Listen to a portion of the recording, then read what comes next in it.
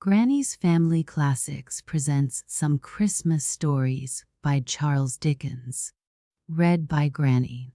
A Christmas Tree. I have been looking on, this evening, at a merry company of children assembled round that pretty German toy, a Christmas tree. The tree was planted in the middle of a great round table and towered high above their heads. It was brilliantly lighted by a multitude of little tapers, and everywhere sparkled and glittered with bright objects. There were rosy-cheeked dolls, hiding behind the green leaves, and there were real watches, with movable hands, at least, and an endless capacity of being wound up, dangling from innumerable twigs.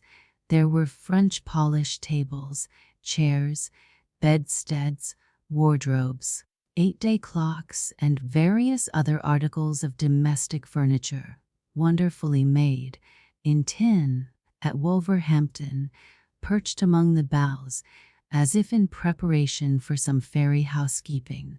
There were jolly, broad-faced little men, much more agreeable in appearance than many real men, and no wonder, for their heads took off, and showed them to be full of sugar plums. There were fiddles and drums. There were tambourines, books, work boxes, paint boxes, sweetmeat boxes, peep show boxes, and all kinds of boxes. There were trinkets for the elder girls, far brighter than any grown-up gold and jewels. There were baskets and pincushions in all devices. There were guns, swords, and banners. There were witches standing in enchanted rings of pasteboard to tell fortunes.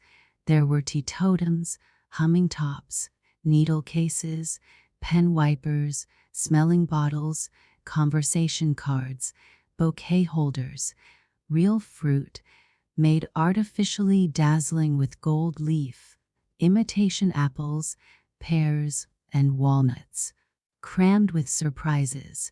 In short, as a pretty child, before me, delightedly whispered to another pretty child, her bosom friend, there was everything and more. This motley collection of odd objects, clustering on the tree like magic fruit and flashing back the bright looks directed towards it from every side, some of the diamond eyes admiring it were hardly on a level with the table, and a few were languishing in timid wonder on the bosoms of pretty mothers, aunts, and nurses, made a lively realization of the fancies of childhood, and set me thinking how all the trees that grow and all the things that come into existence on the earth have their wild adornments at that well-remembered time. Being now at home again, and alone, the only person in the house awake, my thoughts are drawn back, by a fascination which I do not care to resist, to my own childhood. I begin to consider, what do we all remember best upon the branches of the Christmas tree of our own young Christmas days, by which we climbed to real life? Straight in the middle of the room, cramped in the freedom of its growth by no encircling walls or soon-reached ceiling, a shadowy tree arises, and, looking up into the dreamy brightness of its top, for I observe in this tree the singular property that it appears to grow downward towards the earth, I look into my youngest Christmas recollections. All toys at first I find.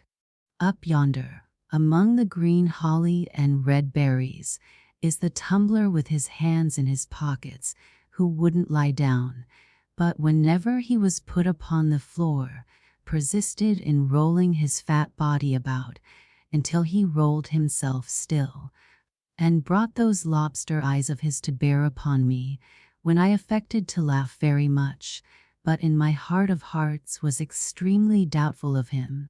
Close beside him is that infernal snuff-box, out of which there sprang a demoniacal counselor in a black gown, with an obnoxious head of hair, and a red cloth mouth, wide open, who was not to be endured on any terms, but could not be put away either, for he used suddenly, in a highly magnified state, to fly out of mammoth snuff boxes in dreams, when least expected. Nor is the frog with cobbler's wax on his tail far off, for there was no knowing where he wouldn't jump, and when he flew over the candle, and came upon one's hand with that spotted back, red on a green ground, he was horrible. The cardboard lady in a blue silk skirt, who was stood up against the candlestick to dance, and whom I see on the same branch, was milder and was beautiful, but I can't say as much for the larger cardboard man, who used to be hung against the wall and pulled by a string. There was a sinister expression in that nose of his, and when he got his legs round his neck, which he very often did, he was ghastly, and not a creature to be alone with. When did that dreadful mask first look at me? Who put it on, and why was I so frightened that the sight of it is an era in my life? It is not a hideous visage in itself, it is even meant to be droll. Why then were its stolid features so intolerable? Surely not because it hid the wearer's face.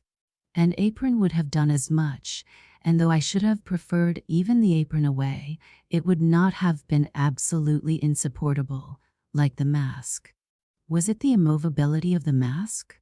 The doll's face was immovable, but I was not afraid of her. Perhaps that fixed and set change coming over a real face infused into my quickened heart some remote suggestion and dread of the universal change that is to come on every face and make it still. Nothing reconciled me to it. No drummers, from whom proceeded a melancholy chirping on the turning of a handle, no regiment of soldiers, with a mute band, taken out of a box, and fitted, one by one, upon a stiff and lazy little set of lazy tongs, no old woman, made of wires and a brown paper composition, cutting up a pie for 2 small children, could give me a permanent comfort for a long time. Nor was it any satisfaction to be shown the mask and see that it was made of paper, or to have it locked up and be assured that no one wore it. The mere recollection of that fixed face, the mere knowledge of its existence anywhere, was sufficient to awake me in the night all perspiration and horror, with, "Oh, I know it's coming. Oh, the mask." I never wondered what the dear old donkey with the panniers, there he is, was made of then. His hide was real to the touch, I recollect, and the great black horse with the round red spots all over him, the horse that I could even get upon, I never wondered what had brought him to that strange condition, or thought that such a horse was not commonly seen at Newmarket. The 4 horses of no color, next to him, that went into the wagon of cheeses, and could be taken out and stabled under the piano, appeared to have bits of fur tippet for their tails, and other bits for their manes, and to stand on pegs instead of legs. But it was not so when they were brought home for a Christmas present. They were all right then, neither was their harness unceremoniously nailed into their chests, as appears to be the case now. The tinkling works of the music cart I did find out to be made of quill toothpicks and wire, and I always thought that little tumbler in his shirt sleeves, perpetually swarming up one side of a wooden frame, and coming down, head foremost on the other. Rather a weak-minded person, though good-natured, but the Jacob's ladder, next him, made of little squares of red wood that went flapping and clattering over one another, each developing a different picture, and the whole enlivened by small bells, was a mighty marvel and a great delight. Ah, the doll's house, of which I was not proprietor, but where I visited. I don't admire the Houses of Parliament half so much as that stone-fronted mansion with real glass windows and doorsteps, and a real balcony, greener than I ever see now, except at watering places, and even the afford but a poor imitation.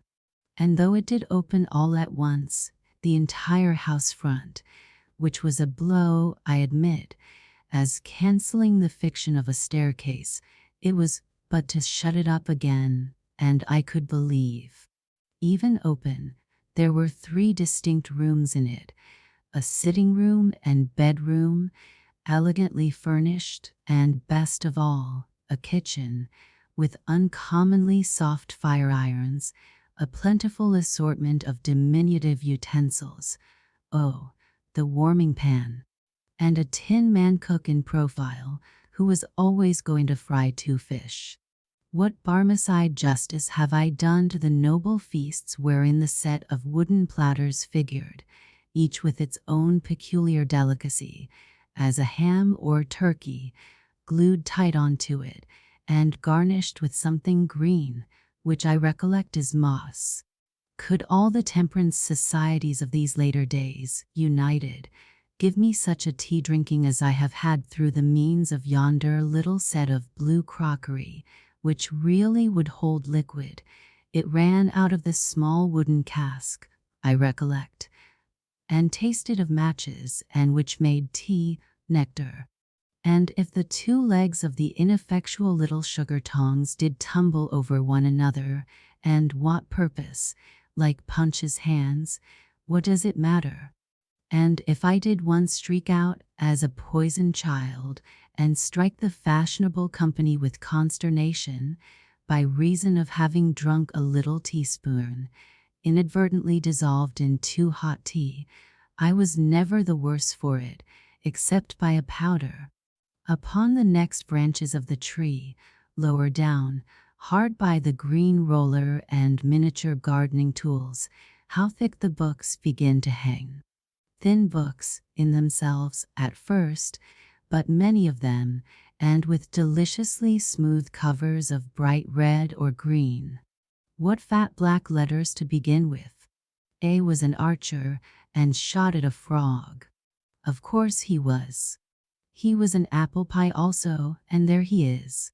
He was a good many things in his time, was A, and so were most of his friends, except X, who had so little versatility that I never knew him to get beyond Xerxes or Xantip, like Y, who was always confined to a yacht or a yew tree, and Z condemned forever to be a zebra or a zany.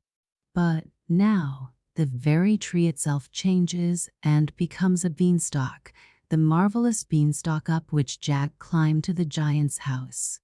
And now, those dreadfully interesting, double-headed giants, with their clubs over their shoulders, begin to stride along the boughs in a perfect throng, dragging knights and ladies home for dinner by the hair of their heads.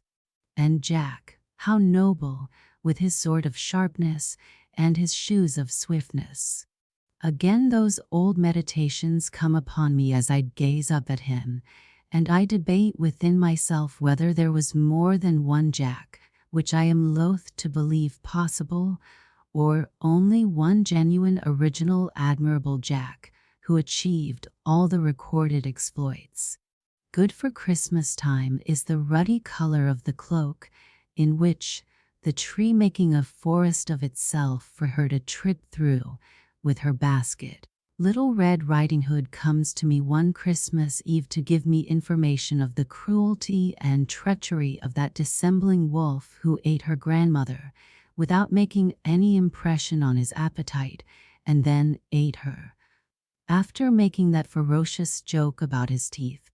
She was my first love. I felt that if I could have married Little Red Riding Hood, I should have known perfect bliss. But it was not to be, and there was nothing for it but to look out the wolf in the Noah's Ark there, and put him late in the procession on the table, as a monster who was to be degraded. Oh, the wonderful Noah's Ark! It was not found seaworthy when put in a washing tub, and the animals were crammed in at the roof, and needed to have their legs well shaken down before they could be got in, even there, and then, 10 to 1, but they began to tumble out at the door, which was but imperfectly fastened with a wire latch. But what was that against it? Consider the noble fly, a size or two smaller than the elephant, the ladybird, the butterfly, all triumphs of art. Consider the goose, whose feet were so small, and whose balance was so indifferent, that he usually tumbled forward and knocked down all the animal creation. Consider Noah and his family, like idiotic tobacco stoppers, and how the leopard stuck to warm little fingers, and how the tails of the larger animals used gradually to resolve themselves into frayed bits of string. Hush! Again a forest, and somebody up in a tree, not Robin Hood, not Valentine, not the yellow dwarf. I have passed him and all Mother Bunch's wonders, without mention, but an Eastern king with a glittering scimitar and turban. By Allah, 2 Eastern kings, for I see another, looking over his shoulder. Down upon the grass, at the tree's foot, lies the full length of a coal-black giant, stretched to sleep, with his head in a lady's lap, and near them is a glass box, fastened with 4 locks of shining steel, in which he keeps the lady prisoner when he is awake. I see the 4 keys at his girdle now. The lady makes signs to the 2 kings in the tree, who softly descend. It is the setting in of the bright Arabian Nights. Oh, now all common things become uncommon and enchanted to me. All lamps are wonderful, all rings are talismans. Common flower pots are full of treasure, with a little earth scattered on the top. Trees are for Ali Baba to hide in. Beefsteaks are to throw down into the valley of diamonds, that the precious stones may stick to them and be carried by the eagles to their nests, whence the traders with loud cries will scare them. Tarts are made, according to the recipe of the vizier's son of the Sora, who turned pastry cook after he was set down in his drawers at the gate of Damascus. Cobblers are all Mustafas, and in the habit of sewing up people cut into 4 pieces, to whom they are taken blindfold. Any iron ring let into stone is the entrance to a cave which only waits for the magician and the little fire and the necromancy that will make the earth shake. All the dates imported come from the same tree as that unlucky date, with whose shell the merchant knocked out the eye of the genie's invisible son. All olives are of the stalk of that fresh fruit, concerning which the commander of the faithful overheard the boy conduct the fictitious trial of the fraudulent olive merchant. All apples are akin to the apple purchased, with 2 others, from the sultan's gardener for 3 sequins, and which the tall black slave stole from the child. All dogs are associated with the dog, really a transformed man, who jumped upon the baker's counter and put his paw on the piece of bad money. All rice recalls the rice which the awful lady, who was a ghoul, could only peck by grains, because of her nightly feasts in the burial place. My very rocking horse, there he is, with his nostrils turned completely inside out, indicative of blood, should have a peg in his neck, by virtue thereof to fly away with me, as the wooden horse did with the Prince of Persia, in the sight of all his father's court. Yes, on every object that I recognize among those upper branches of my Christmas tree, I see this fairy light. When I wake in bed at daybreak on the cold, dark, winter mornings, the white snow dimly beheld, outside, through the frost on the window pane, I hear Dinar's 8. Sister, sister, if you are yet awake, I pray you finish the history of the young king of the Black Islands. Scheherazade replies, if my lord the Sultan will suffer me to live another day, sister, I will not only finish that, but tell you a more wonderful story yet. Then, the gracious Sultan goes out, giving no orders for the execution, and we all three breathe again.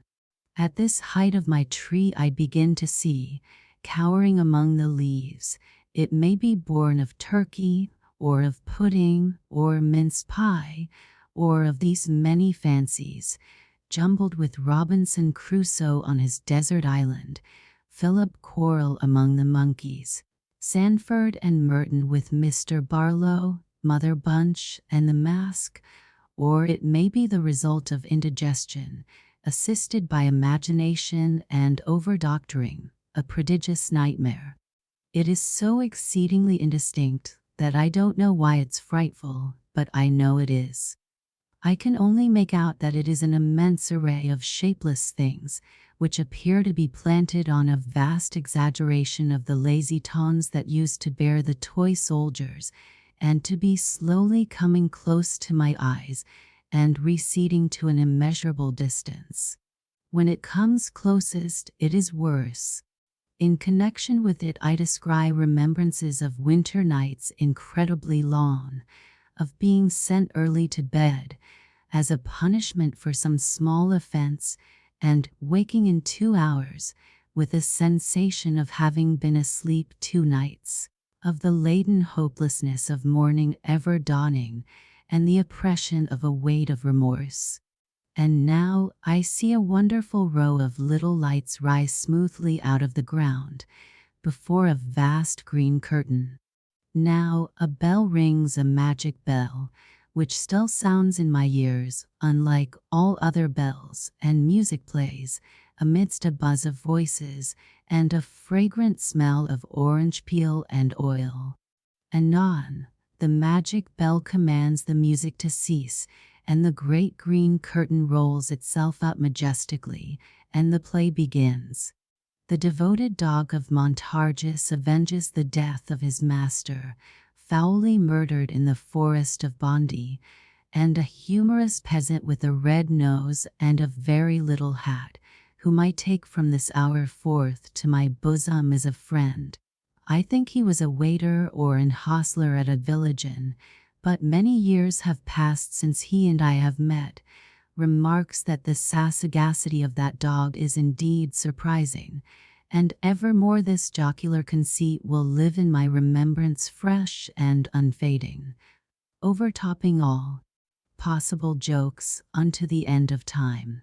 Or now I learn with bitter tears how poor Jane Shore, dressed all in white, and with her brown hair hanging down, went starving through the streets, or how George Barnwell killed the worthiest uncle that ever man had, and was afterwards so sorry for it that he ought to have been let off. Comes swift to comfort me, the pantomime, stupendous phenomenon, when clowns are shot from loaded mortars into the great chandelier, bright constellation that it is, when harlequins, covered all over with scales of pure gold, twist and sparkle like amazing fish, when Pantaloon, whom I deem it no irreverence to compare in my own mind to my grandfather, puts red-hot pokers in his pocket and cries, "Here's somebody coming," or taxes the clown with petty larceny by saying, "Now, I sawed you do it," when everything is capable, with the greatest ease, of being changed into anything, and nothing is, but thinking makes it so.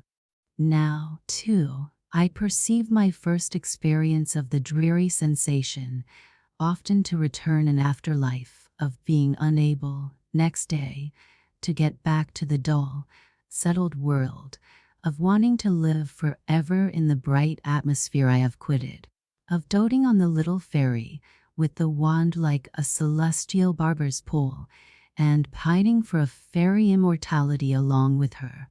Ah, she comes back in many shapes as my wanders down the branches of my Christmas tree, and goes as often, and has never yet stayed by me. Out of this delight springs the toy theater. There it is, with its familiar proscenium and ladies in feathers in the boxes, and all its attendant occupation with paste and glue and gum and watercolors in the getting up of the miller and his men, and Elizabeth or the exile of Siberia.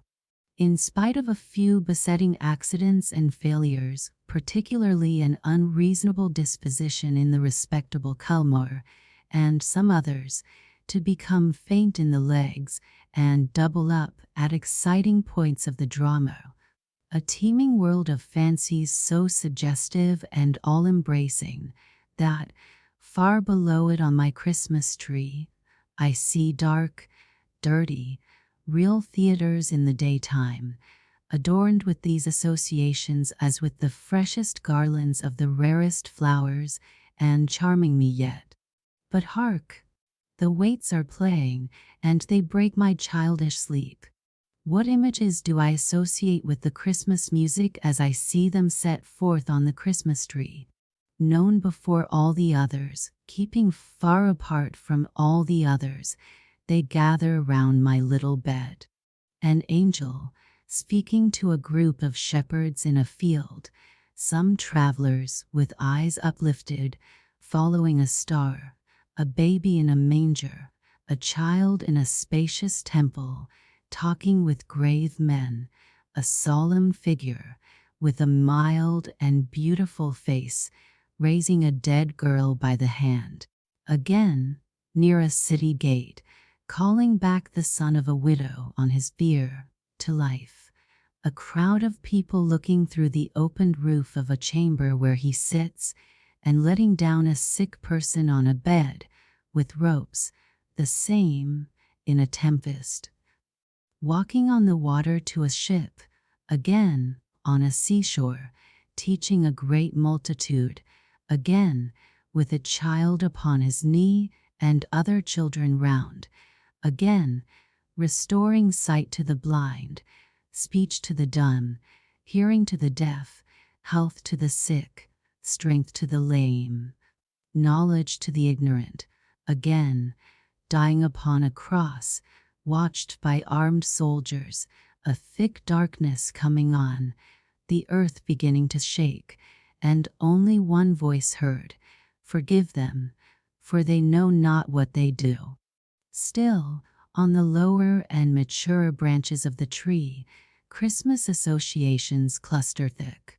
Schoolbooks shut up, Ovid and Virgil silenced, the Roll of Three, with its cool impertinent inquiries, long disposed of, Terence and Plautus acted no more, in an arena of huddled desks and forms, all chipped and notched and inked, cricket bats, stumps, and balls left higher up, with the smell of trodden grass and the softened noise of shouts in the evening air.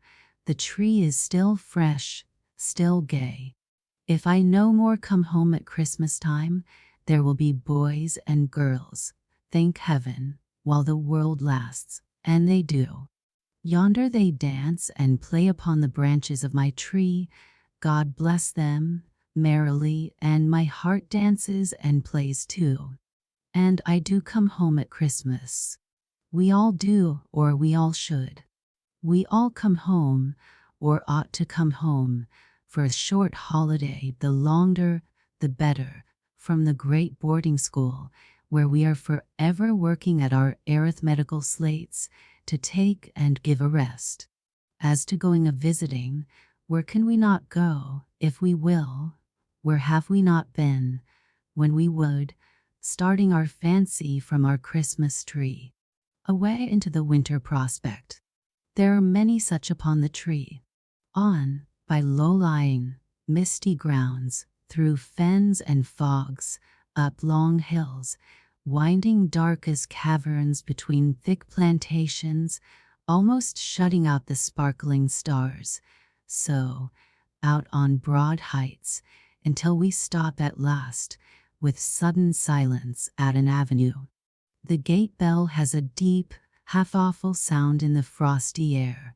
The gate swings open on its hinges, and, as we drive up to a great house, the glancing lights grow larger in the windows, and the opposing rows of trees seem to fall solemnly back on either side to give us place. At intervals all day, a frightened hare has shot across this whitened turf, or the distant clatter of a herd of deer trampling the hard frost has, for the minute, crushed the silence too. Their watchful eyes beneath the fern may be shining now, if we could see them, like the icy dewdrops on the leaves, but they are still, and all is still. And so, the lights growing larger, and the trees falling back before us, and closing up again behind us as if to forbid retreat, we come to the house. There is probably a smell of roasted chestnuts and other good comfortable things all the time, for we are telling winter stories, ghost stories, or more shame for us, round the Christmas fire, and we have never stirred, except to draw a little nearer to it. But no matter for that. We came to the house, and it is an old house, full of great chimneys where wood is burnt on ancient dogs upon the hearth, and grim portraits, some of them with grim legends, too, lower distrustfully from the oaken panels of the walls.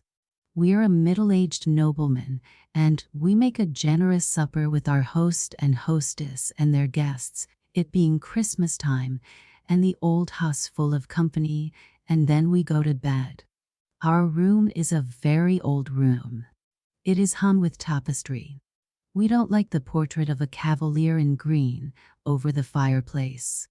There are great black beams in the ceiling, and there is a great black bedstead, supported at the foot by two great black figures, who seem to have come off a couple of tombs in the old baronial church in the park, for our particular accommodation. But we are not a superstitious nobleman, and we don't mind. Well, we dismiss our servant, lock the door, and sit before the fire in our dressing gown, musing about a great many things. At length we go to bed. Well, we can't sleep. We toss and tumble and can't sleep. The embers on the hearth burn fitfully and make the room look ghostly. We can't help peeping out over the counterpane at the two black figures and the cavalier, that wicked-looking cavalier in green. In the flickering light they seem to advance and retire, which, though we are not by any means a superstitious nobleman, is not agreeable. Well, we get nervous, more and more nervous. We say this is very foolish, but we can't stand this. We'll pretend to be ill and knock up somebody. Well, we are just going to do it when the locked door opens, and there comes in a young woman, deadly pale and with long fair hair, who glides to the fire and sits down in the chair we have left there, wringing her hands. Then we notice that her clothes are wet. Our tongue cleaves to the roof of our mouth, and we can't speak, but we observe her accurately. Her clothes are wet, her long hair is dabbled with moist mud, she is dressed in the fashion of 200 years ago, and she has at her girdle a bunch of rusty keys. Well, there she sits, and we can't even faint, we are in such a state about it. Presently she gets up, and tries all the locks in the room with the rusty keys, which won't fit one of them. Then she fixes her eyes on the portrait of the cavalier in green, and says, in a low, terrible voice, "The stags know it." After that, she wrings her hands again, passes the bedside, and goes out at the door. We hurry on our dressing gown, seize our pistols. We always travel with pistols and are following when we find the door locked. We turn the key, look out into the dark gallery. No one there. We wander away and try to find our servant. Can't be done. We pace the gallery till daybreak, then return to our deserted room, fall asleep, and are wakened by our servant, nothing ever haunts him, and the shining sun. Well, we make a wretched breakfast, and all the company say we look queer. After breakfast, we go over the house with our host, and then we take him to the portrait of the Cavalier in green, and then it all comes out. He was false to a young housekeeper once attached to that family, and famous for her beauty, who drowned herself in a pond, and whose body was discovered after a long time, because the stags refused to drink of the water. Since which it has been whispered that she traverses the house at midnight, but goes especially to that room where the Cavalier in green was wont to sleep, trying the old locks with the rusty keys. Well, we tell our host of what we have seen, and a shade comes over his features, and he begs it may be hushed up, and so it is. But it's all true, and we said so before we died. We are dead now, to many responsible people. There is no end to the old houses, with resounding galleries, and dismal state bedchambers, and haunted wings shut up for many years, through which we may ramble, with an agreeable creeping up our back, and encounter any number of ghosts. But it is worthy of remark, perhaps, reducible to a very few general types and classes, for ghosts have little originality and walk in a beaten track. Thus it comes to pass that a certain room in a certain old hall, where a certain bad lord, baronet, knight, or gentleman shot himself, has certain planks in the floor from which the blood will not be taken out. You may scrape and scrape, as the present owner has done, or plane and plane, as his father did, or scrub and scrub, as his grandfather did, or burn and burn with strong acids, as his great-grandfather did, but there the blood will still be, no redder and no paler, no more and no less, always just the same. Thus, in such another house there is a haunted door that never will keep open, or another door that never will keep shut, or a haunted sound of a spinning wheel, or a hammer, or a footstep, or a cry, or a sigh, or a horse's tramp, or the rattling of a chain. Or else there is a turret clock, which, at the midnight hour, strikes 13 when the head of the family is going to die, or a shadowy, immovable black carriage which at such a time is always seen by somebody waiting near the great gates in the stable yard. Or thus it came to pass how Lady Mary went to pay a visit at a large wild house in the Scottish Highlands, and, being fatigued with her long journey, retired to bed early, and innocently said, next morning, at the breakfast table, "How odd to have so late a party last night in this remote place, and not to tell me of it before I went to bed." Then everyone asked Lady Mary what she meant. Then Lady Mary replied, "Why, all night long the carriages were driving round and round the terrace underneath my window." Then the owner of the house turned pale, and so did his lady, and Charles Macdoodle of Macdoodle signed to Lady Mary to say no more, and everyone was silent. After breakfast, Charles Macdoodle told Lady Mary that it was a tradition in the family that those rumbling carriages on the terrace betokened death. And so it proved, for 2 months afterwards, the lady of the mansion died. And Lady Mary, who was a maid of honor at court, often told the story to the old Queen Charlotte, by this token that the old king always said, Eh? What? Ghosts? No such thing, no such thing." And never left off saying so until he went to bed.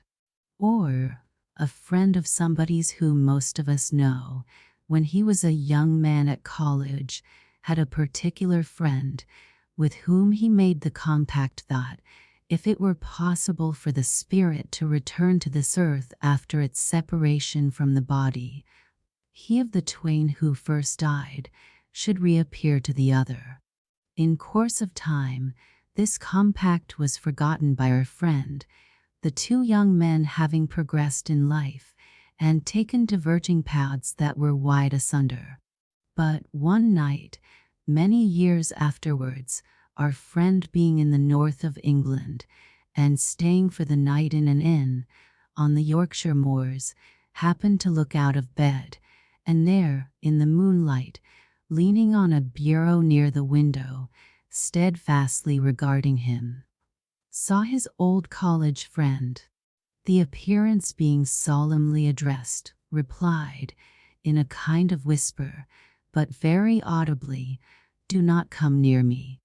I am dead. I am here to redeem my promise. I come from another world, but may not disclose its secrets." Then, the whole form becoming paler, melted, as it were, into the moonlight and faded away.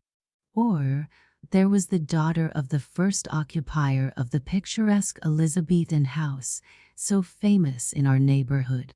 You have heard about her? No. Why, she went out one summer evening at twilight when she was a beautiful girl, just 17 years of age, to gather flowers in the garden, and presently came running, terrified, into the hall to her father, saying, "Oh, dear father, I have met myself."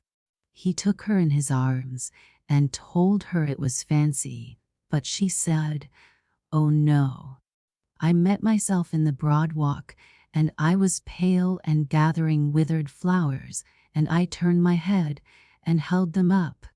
And that night she died, and a picture of her story was begun, though never finished, and they say it is somewhere in the house to this day, with its face to the wall. Or, the uncle of my brother's wife was riding home on horseback one mellow evening at sunset, when, in a green lane close to his own house, he saw a man standing before him in the very center of a narrow way. "Why does that man in the cloak stand there?" he thought. "Does he want me to ride over him?" But the figure never moved. He felt a strange sensation at seeing it so still, but slackened his trot and rode forward. When he was so close to it as almost to touch it with his stirrup, his horse shied, and the figure glided up the bank in a curious, unearthly manner backward, and without seeming to use its feet, and was gone. The uncle of my brother's wife, exclaiming, "Good heaven, it's my cousin Harry, from Bombay," put spurs to his horse, which was suddenly in a profuse sweat, and, wondering at such strange behavior, dashed round to the front of his house. There he saw the same figure, just passing in at the long French window of the drawing-room, opening on the ground. He threw his bridle to a servant and hastened in after it. His sister was sitting there alone. "Alice, where's my cousin Harry?" "Your cousin Harry, John?" "Yes, from Bombay. I met him in the lane just now and saw him enter here this instant." Not a creature had been seen by anyone, and in that hour and minute, as it afterwards appeared, this cousin died in India. Or it was a certain sensible old maiden lady who died at 99 and retained her faculties to the last, who really did see the orphan boy, a story which has often been incorrectly told, but of which the real truth is this, because it is, in fact, a story belonging to our family, and she was a connection of our family. When she was about 40 years of age, and still an uncommonly fine woman, her lover died young, which was the reason why she never married, though she had many offers, she went to stay at a place in Kent, which her brother, an Indian merchant, had newly bought. There was a story that this place had once been held in trust by the guardian of a young boy, who was himself the next heir, and who killed the young boy by harsh and cruel treatment. She knew nothing of that. It has been said that there was a cage in her bedroom in which the guardian used to put the boy. There was no such thing. There was only a closet. She went to bed, made no alarm whatever in the night, and in the morning said composedly to her maid when she came in, who was the pretty forlorn-looking child who has been peeping out of that closet all night. The maid replied by giving a loud scream and instantly decamping. She was surprised, but she was a woman of remarkable strength of mind, and she dressed herself and went downstairs and closeted herself with her brother. "Now, Walter," she said, "I have been disturbed all night by a pretty, forlorn-looking boy who has been constantly peeping out of that closet in my room, which I can't open. This is some trick." "I am afraid not, Charlotte," said he, "for it is the legend of the house. It is the orphan boy." "What did he do?" "He opened the door softly," said she, "and peeped out. Sometimes he came a step or two into the room. Then I called to him to encourage him, and he shrunk and shuddered and crept in again and shut the door."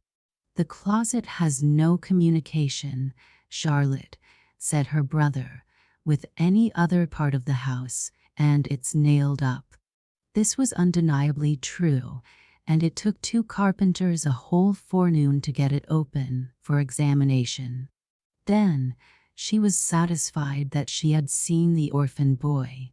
But the wild and terrible part of the story is that he was also seen by 3 of her brother's sons in succession, who all died young. On the occasion of each child being taken ill, he came home in a heat, 12 hours before, and said, "Oh, Mama," he had been playing under a particular oak tree in a certain meadow with a strange boy, a pretty, forlorn-looking boy, who was very timid and made signs. From fatal experience, the parents came to know that this was the orphan boy, and that the course of that child whom he chose for his little playmate was surely run.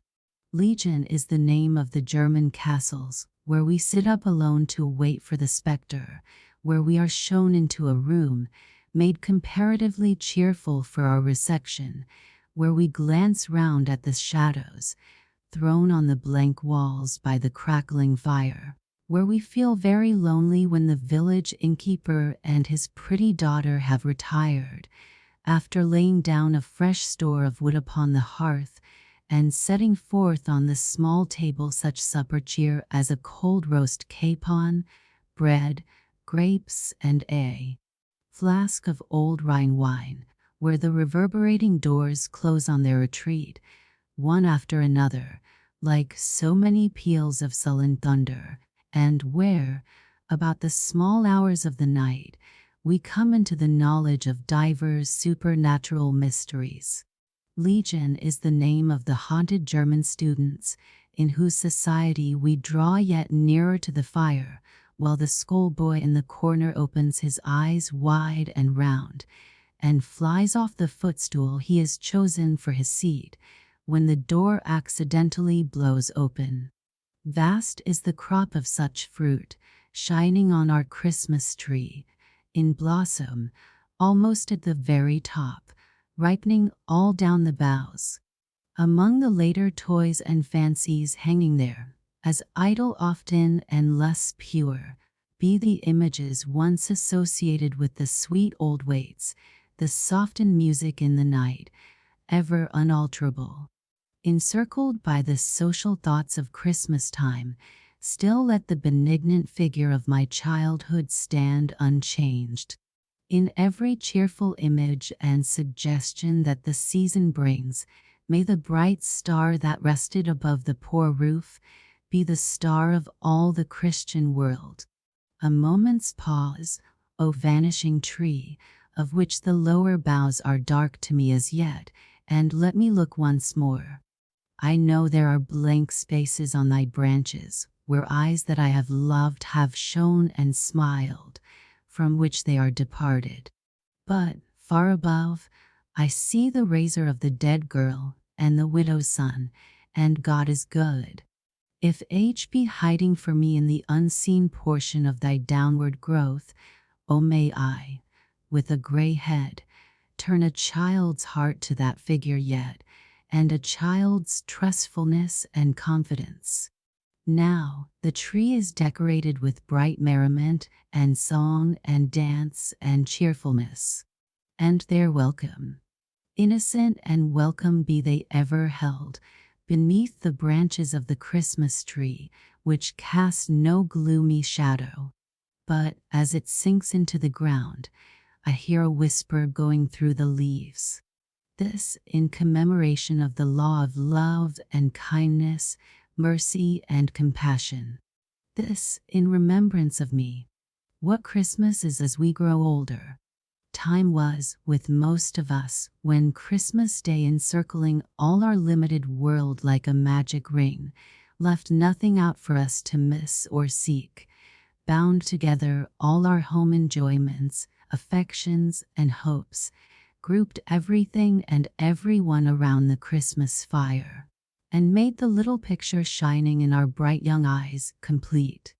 Time came, perhaps all so soon, when our thoughts overleaped that narrow boundary, when there was someone, very dear, we thought then, very beautiful and absolutely perfect, wanting to the fullness of our happiness, when we were wanting to, or we thought so, which did just as well, at the Christmas hearth by which that someone sat, and when we intertwined with every wreath and garland of our life that someone's name.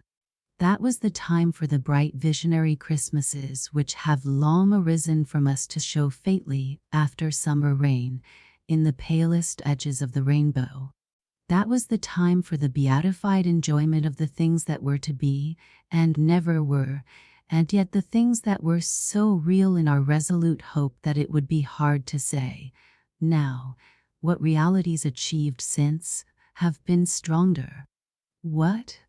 Did that Christmas never really come when we and the priceless pearl who was our young choice were received, after the happiest of totally impossible marriages, by the two united families previously at daggers, drawn on our account? When brothers and sisters-in-law who had always been rather cold to us before our relationship was affected, perfectly doted on us, and when fathers and mothers overwhelmed us with unlimited incomes. Was that Christmas dinner never really eaten, after which we arose, and generously and eloquently rendered honor to our late rival, present in the company, then, and there exchanging friendship and forgiveness, and founding an attachment, not to be surpassed in Greek or Roman story, which subsisted until death? Has that same rival long ceased to care for that same priceless pearl, and married for money and become usurious? Above all, do we really know, now, that we should probably have been miserable if we had won and worn the pearl, and that we are better without her? That Christmas when we had recently achieved so much fame, when we had been carried in triumph somewhere, for doing something great and good, when we had won an honored and ennobled name, and arrived and were received at home in a shower of tears of joy. Is it possible that that Christmas has not come yet? And is our life here at the best so constituted that, pausing as we advance at such a noticeable milestone in the track as this great birthday, we look back on the things that never were, as naturally and full as gravely as on the things that have been and are gone, or have been and still are? If it be so, and so it seems to be, must we come to the conclusion that life is little better than a dream, and little worth the loves and strivings that we crowd into it? No, far be such miscalled philosophy from us, dear reader, on Christmas Day. Nearer and closer to our hearts be the Christmas spirit, which is the spirit of active usefulness, perseverance, cheerful discharge of duty, kindness, and forbearance.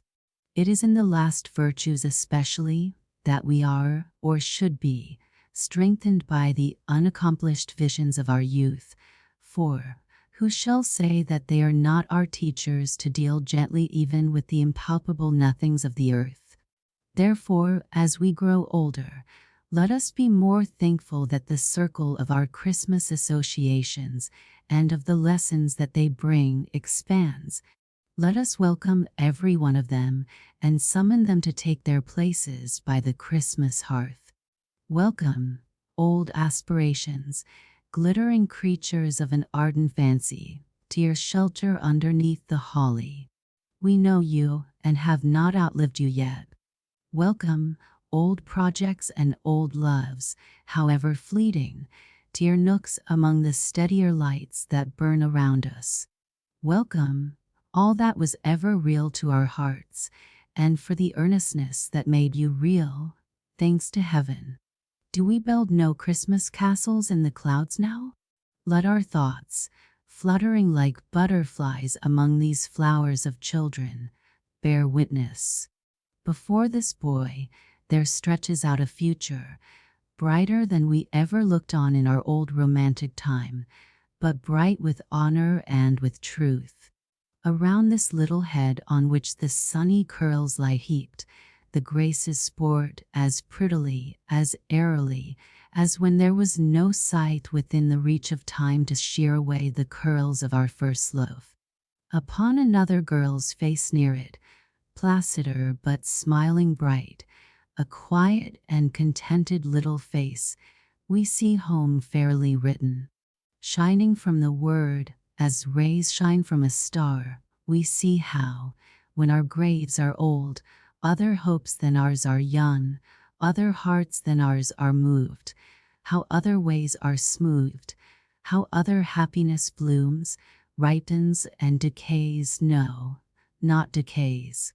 For other homes and other bands of children, not yet in being nor for ages yet to be, arise and bloom and ripen to the end of all. Welcome, everything. Welcome, alike what has been, and what never was, and what we hope may be, to your shelter underneath the holly, to your places round the Christmas fire, where what is sits open-hearted. In yonder shadow, do we see obtruding furtively upon the blaze an enemy's face? By Christmas Day we do forgive him. If the injury he has done us may admit of such companionship, let him come here and take his place. If otherwise, unhappily, let him go hence, assured that we will never injure nor accuse him. On this day we shut out nothing. Pause, says a low voice. Nothing? Think. On Christmas Day, we will shut out from our fireside nothing. Not the shadow of a vast city where the withered leaves are lying deep, the voice replies. Not the shadow that darkens the whole globe? Not the shadow of the city of the dead? Not even that. Of all days in the year, we will turn our faces towards that city upon Christmas Day, and from its silent hosts bring those we loved among us.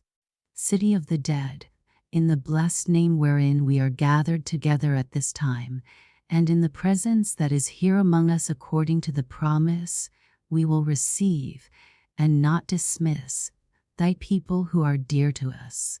Yes, we can look upon these children angels that alight so solemnly, so beautifully among the living children by the fire, and can bear to think how they departed from us.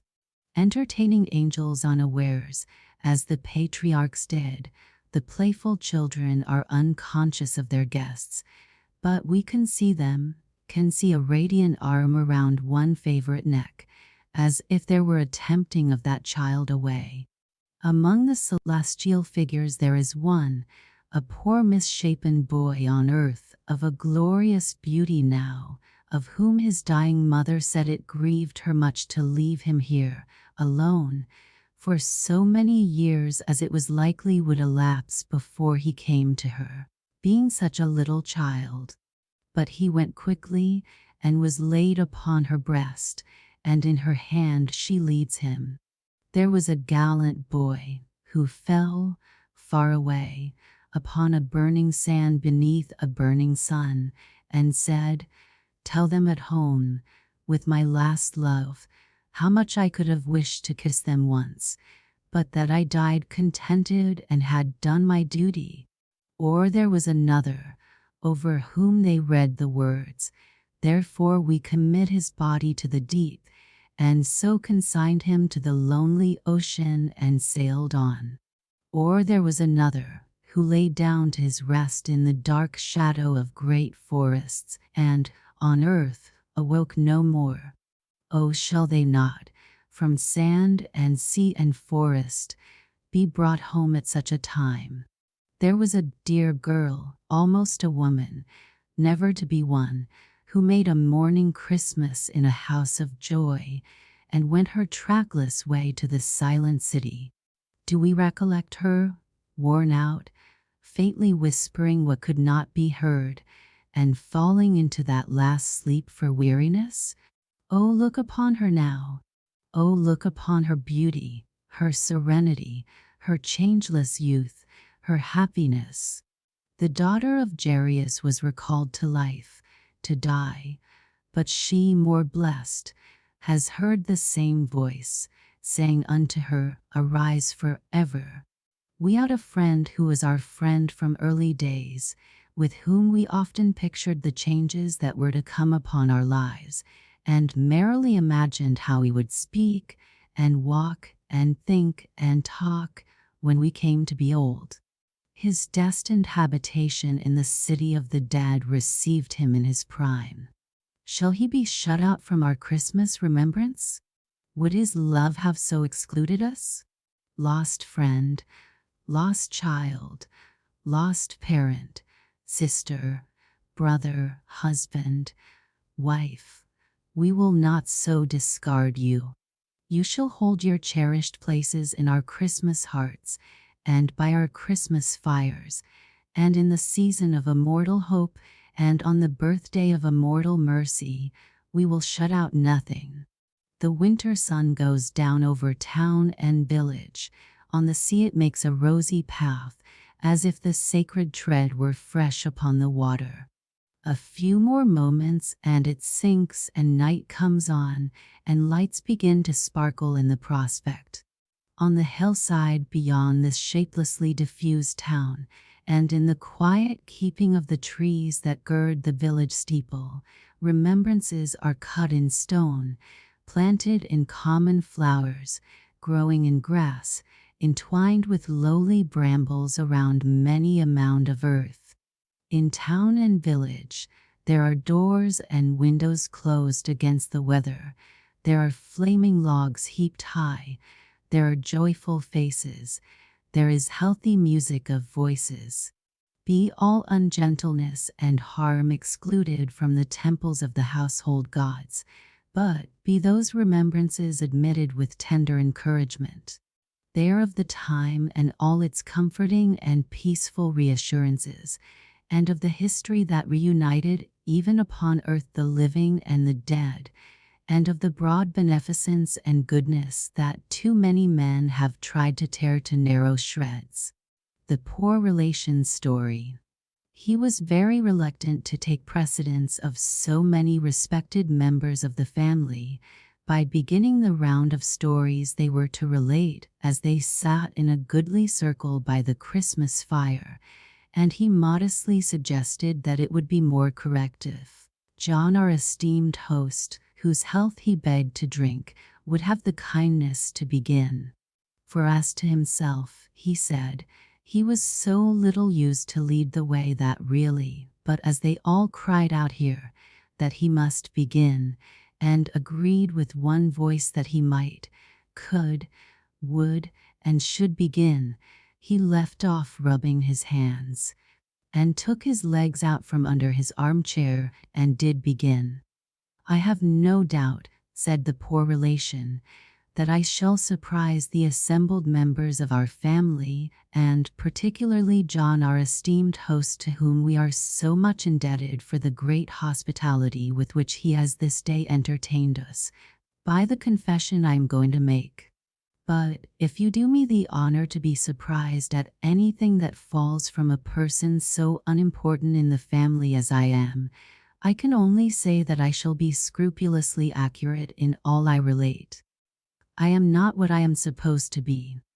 I am quite another thing. Perhaps before I go further, I had better glance at what I am supposed to be. It is supposed, unless I mistake, the assembled members of our family will correct me if I do, which is very likely." Here the poor relation looked mildly about him for contradiction, "that I am nobody's enemy but my own. That I never met with any particular success in anything. That I failed in business because I was unbusinesslike and credulous in not being prepared for the interested designs of my partner. That I failed in love because I was ridiculously trustful in thinking it impossible that Christiana could deceive me. That I failed in my expectations from my Uncle Chill, on account of not being as sharp as he could have wished in worldly matters. That through life I have been rather put upon and disappointed in a general way. That I am at present a bachelor of between 59 and 60 years of age, living on a limited income in the form of a quarterly allowance, to which I see that John, our esteemed host, wishes me to make no further allusion. The supposition as to my present pursuits and habits is to the following effect. I live in a lodging in the Clapham Road, a very clean back room, in a very respectable house, where I am expected not to be at home in the daytime, unless poorly, and which I usually leave in the morning at 9 o'clock on pretense of going to business. I take my breakfast, my roll and butter, and my half-pint of coffee at the old established coffee shop near Westminster Bridge, and then I go into the city, I don't know why, and sit in Garraway's coffee house and on 'Change and walk about, and look into a few offices and counting houses where some of my relations or acquaintance are so good as to tolerate me, and where I stand by the fire if the weather happens to be cold. I get through the day in this way until 5 o'clock, and then I dine, at a cost, on the average, of 1 and 3d. Having still a little money to spend on my evening's entertainment, I look into the old established coffee shop as I go home, and take my cup of tea, and perhaps my bit of toast.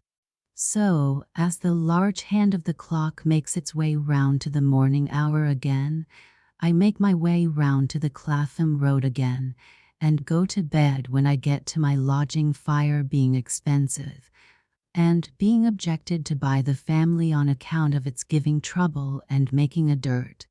Sometimes one of my relations or acquaintances is so obliging as to ask me to dinner. Those are holiday occasions, and then I generally walk in the park. I am a solitary man, and seldom walk with anybody. Not that I am avoided because I am shabby, for I am not at all shabby, having always a very good suit of black on, or rather Oxford mixture, which has the appearance of black and wears much better, but I have got into a habit of speaking low, and being rather silent, and my spirits are not high, and I am sensible that I am not an attractive companion. The only exception to this general rule is the child of my first cousin, little Frank. I have a particular affection for that child, and he takes very kindly to me. He is a diffident boy by nature, and in a crowd he's soon run over, as I may say, and forgotten. He and I, however, get on exceedingly well. I have a fancy that the poor child will in time succeed to my peculiar position in the family. We talk but little, still, we understand each other. We walk about, hand in hand, and without much speaking he knows what I mean, and I know what he means. When he was very little indeed, I used to take him to the windows of the toy shops and show him the toys inside. It is surprising how soon he found out that I would have made him a great many presents if I had been in circumstances to do it. Little Frank and I go and look at the outside of the monument. He is very fond of the monument, and at the bridges, and at all the sights that are free. On 2 of my birthdays, we have dined on ill-amode beef, and gone at half price to the play, and been deeply interested. I was once walking with him in Lombard Street, which we often visit on account of my having mentioned to him that there are great riches there. He is very fond of Lombard Street, when a gentleman said to me as he passed by, "Sir, your little son has dropped his glove."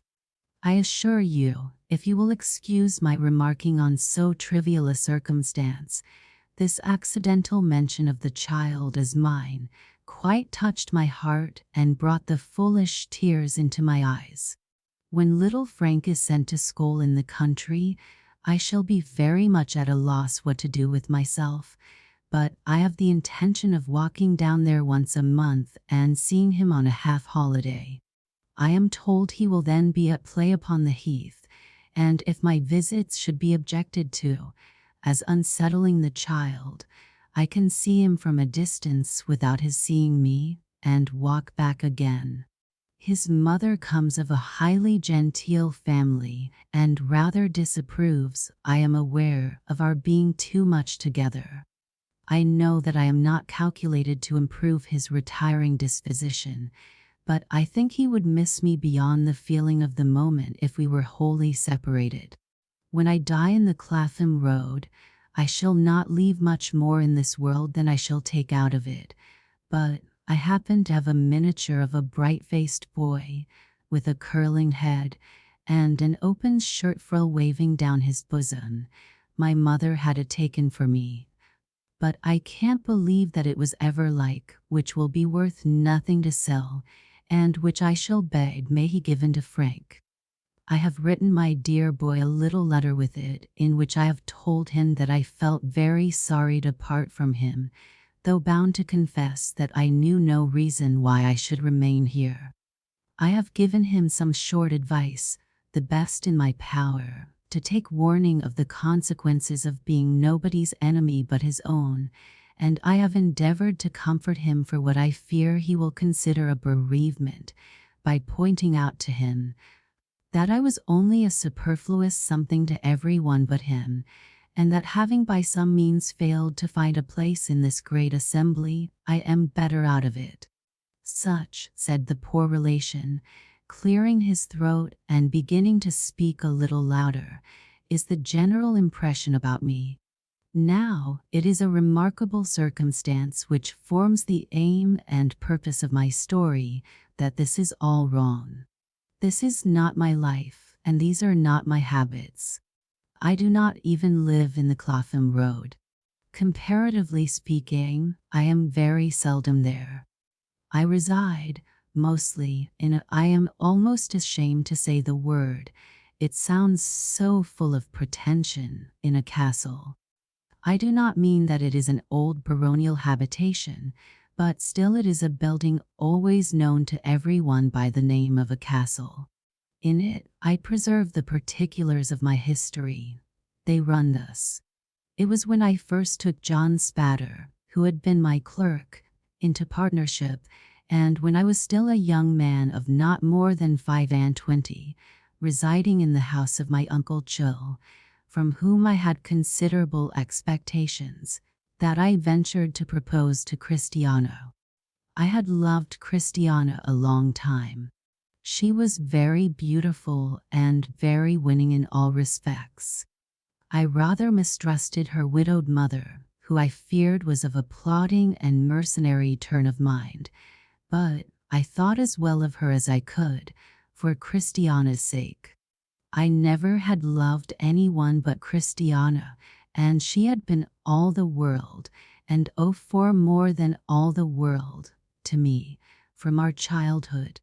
Christiana accepted me with her mother's consent, and I was rendered very happy indeed. My life at my Uncle Chell's was of a spare, dull kind, and my garret chamber was as dull and bare and cold as an upper prison room in some stern northern fortress. But, having Christiana's love, I wanted nothing upon earth. I would not have changed my lot with any human being. Avarice was, unhappily, my Uncle Chell's master vice. Though he was rich, he pinched and scraped and clutched and lived miserably. As Christiana had no fortune, I was for some time a little fearful of confessing our engagement to him, but at length I wrote him a letter, saying how it all truly was. I put it into his hand one night on going to bed. As I came downstairs next morning, shivering in the cold December air, colder in my uncle's unwarmed house than in the street, where the winter sun did sometimes shine, and which was at all events enlivened by cheerful faces and voices passing along. I carried a heavy heart towards the long, low breakfast room in which my uncle sat. It was a large room with a small fire, and there was a great bay window in it which the rain had marked in the night as if with the tears of houseless people. It stared upon a raw yard, with a crocked stone pavement, and some rusted iron railings half uprooted, whence an ugly outbuilding that had once been a dissecting room, in the time of the great surgeon who had mortgaged the house to my uncle, stared at it. We rose so early always, that at that time of the year we breakfasted by candlelight.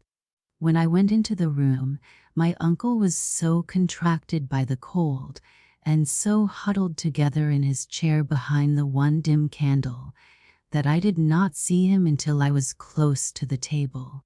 As I held out my hand to him, he caught up his stick. Being infirm, he always walked about the house with his stick, and made a blow at me, and said, "You fool." "Uncle," I returned, "I didn't expect you to be so angry as this."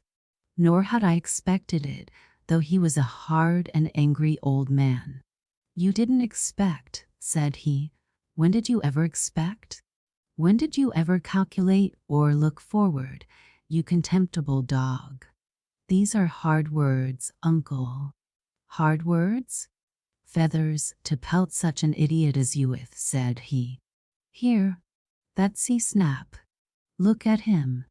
Betsy Snap was a withered, hard-favored, yellow old woman, our only domestic, always employed, at this time of the morning, in rubbing my uncle's legs. As my uncle adjured her to look at me, he put his lean grip on the crown of her head, she kneeling beside him, and turned her face towards me. An involuntary thought connecting them both with the dissecting room, as it must often have been in the surgeon's time, passed across my mind in the midst of my anxiety. "Look at this sniveling milksop," said my uncle. "Look at the baby. This is the gentleman who, people say, is nobody's enemy but his own. This is the gentleman who can't say no. This is the gentleman who was making such large profits in his business that he must needs take a partner t'other day. This is the gentleman who is going to marry a wife without a penny, and who falls into the hands of Jezebels who are speculating on my death." I knew, now, how great my uncle's rage was, for nothing short of his being almost beside himself would have induced him to utter that concluding word, which he held in such repugnance that it was never spoken or hinted at before him on any account. "On my death," he repeated, as if he were defying me by defying his own abhorrence of the word. On my death, death, death. But I'll spoil the speculation. Eat your last under this roof, you feeble wretch, and may it choke you. You may suppose that I had not much appetite for the breakfast to which I was bidden in these terms, but I took my accustomed seat. I saw that I was repudiated henceforth by my uncle. Still I could bear that very well, possessing Christiana's heart. He emptied his basin of bread and milk as usual, only that he took it on his knees with his chair turned away from the table where I sat. When he had done, he carefully snuffed out the candle, and the cold, slate-colored, miserable day looked in upon us. "Now, Mr. Michael," said he, "before we part, I should like to have a word with these ladies in your presence." "As you will, sir," I returned, "but you deceive yourself and wrong us cruelly if you suppose that there is any feeling at stake in this contract but pure, disinterested, faithful love." To this he only replied, "You lie," and not one other word. We went, through half-thawed snow and half-frozen rain, to the house where Christiana and her mother lived. My uncle knew them very well. They were sitting at their breakfast, and were surprised to see us at that hour. "Your servant, ma'am," said my uncle to the mother. "You divine the purpose of my visit, I dare say, ma'am. I understand there is a world of pure, disinterested, faithful love cooped up here. I am happy to bring it all at once, to make it complete. I bring you your son-in-law, ma'am, and you, your husband, miss. The gentleman is a perfect stranger to me, but I wish him joy of his wise bargain. He snarled at me as he went out, and I never saw him again. It is altogether a mistake," continued the poor relation, "to suppose that my dear Christiana, over-persuaded and influenced by her mother, married a rich man, the dirt from whose carriage wheels is often, in these changed times, thrown upon me as she rides by. No, no, she married me. The way we came to be married rather sooner than we intended was this. I took a frugal lodging and was saving and planning for her sake, when, one day, she spoke to me with great earnestness and said, 'My dear Michael, I have given you my heart. I have said that I loved you, and I have pledged myself to be your wife. I am as much yours through all changes of good and evil as if we had been married on the day when such words passed between us. I know you well, and know that if we should be separated and our union broken off, your whole life would be shadowed, and all that might, even now, be stronger in your character for the conflict with the world would then be weakened to the shadow of what it is. God help me, Christiana,' said I. 'You speak the truth.' 'Michael,' said she, putting her hand in mine, 'in all maidenly devotion, let us keep apart no longer. It is but for me to say that I can live contented upon such means as you have, and I well know you are happy. I say so from my heart. Strive no more alone. Let us strive together. My dear Michael, it is not right that I should keep secret from you what you do not suspect, but what distresses my whole life. My mother, without considering that what you have lost for me, and on the assurance of my faith, sets her heart on riches, and urges another suit upon me, to my misery. I cannot bear this, for to bear it is to be untrue to you. I would rather share your struggles than look on. I want no better home than you can give me. I know that you will aspire and labor with a higher courage if I am wholly yours, and let it be so when you will. I was blessed indeed, that day, and a new world opened to me. We were married in a very little while, and I took my wife to our happy home. That was the beginning of the residence I have spoken of. The castle we have ever since inhabited together dates from that time. All our children have been born in it. Our first child, now married, was a little girl whom we called Christiana. Her son is so like little Frank that I hardly know which is which. The current impression as to my partner's dealings with me is also quite erroneous. He did not begin to treat me coldly, as a poor simpleton, when my uncle and I so fatally quarreled, nor did he afterwards gradually possess himself of our business and edge me out. On the contrary, he behaved to me with the utmost good faith and honor.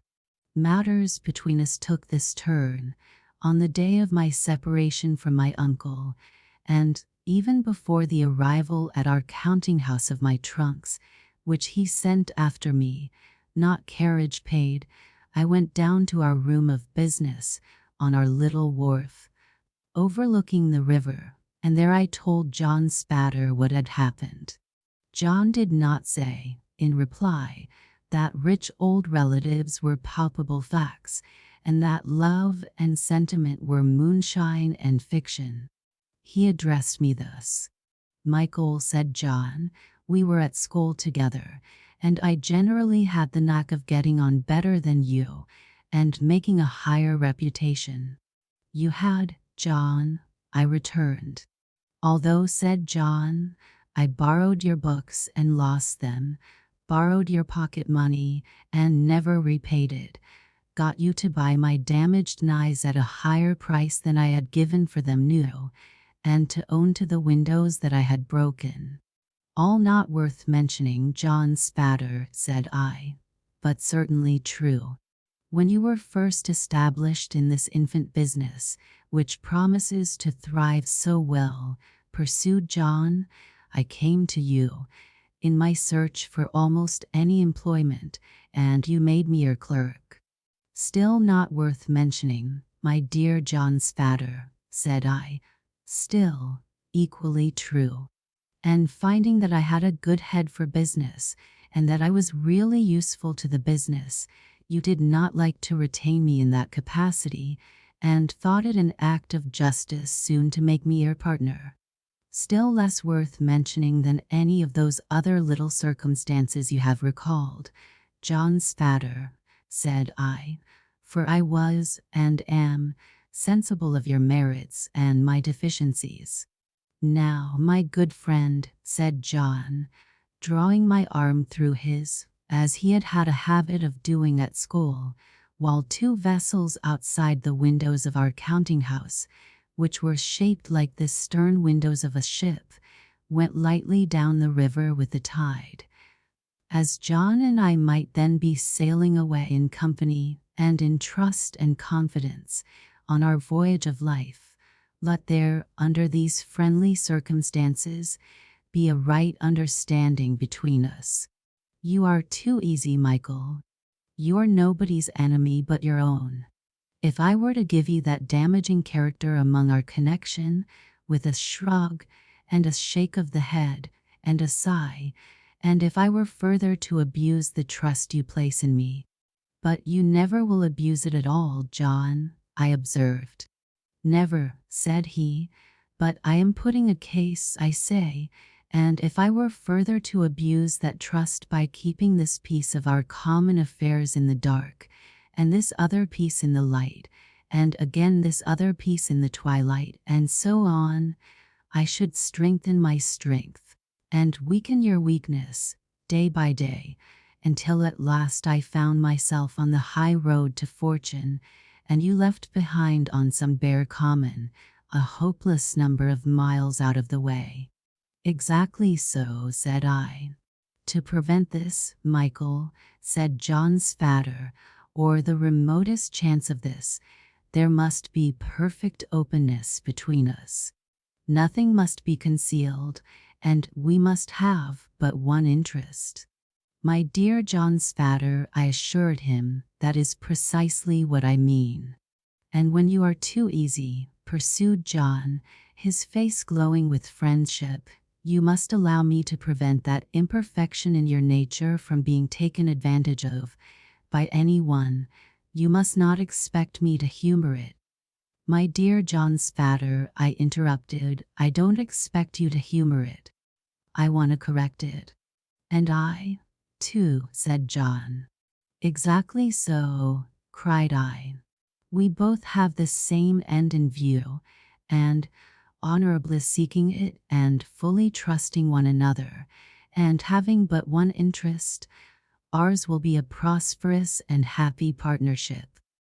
I am sure of it, returned John Spatter, and we shook hands most affectionately. I took John home to my castle, and we had a very happy day. Our partnership throve well.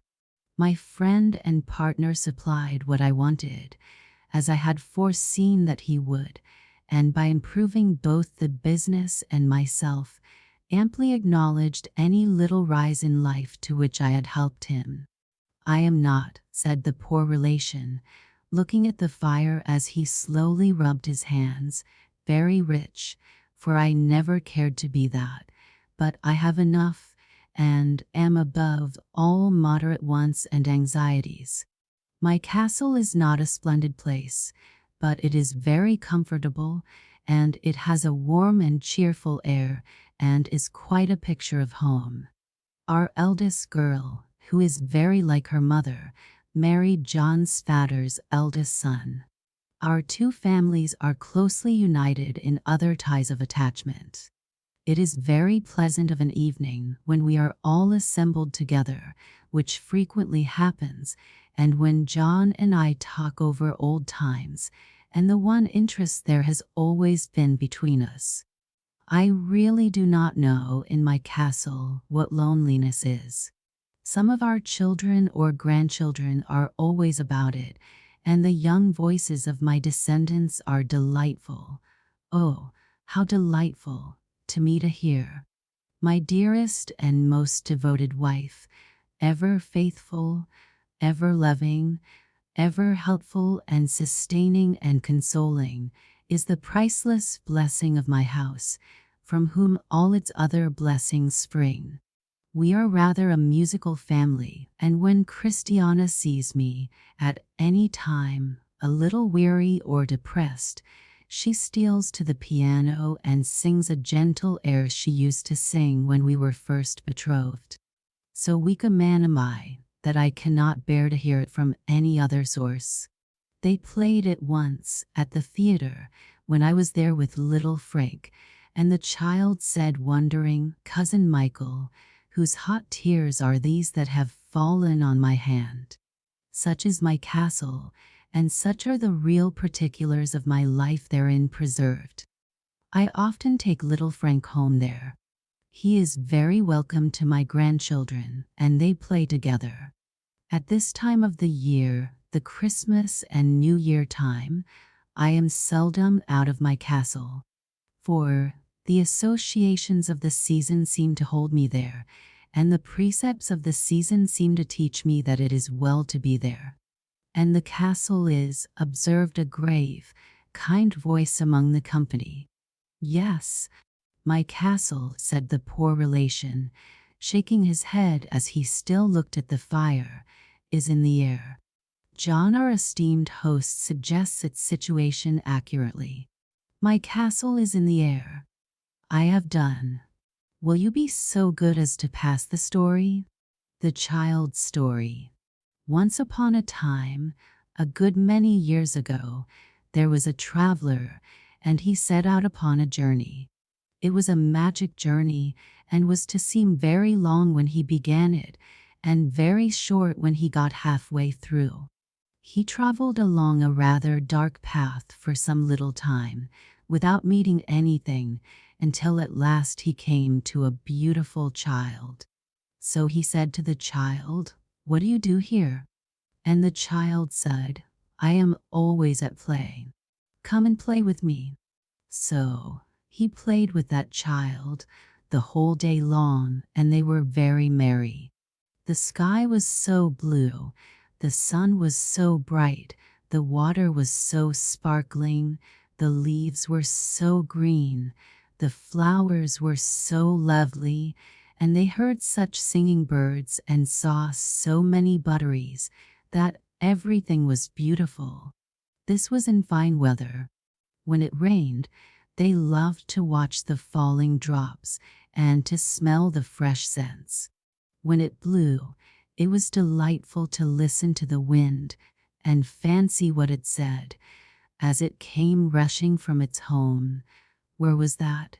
They wondered, whistling and howling, driving the clouds before it, bending the trees, rumbling in the chimneys, shaking the house, and making the sea roar in fury.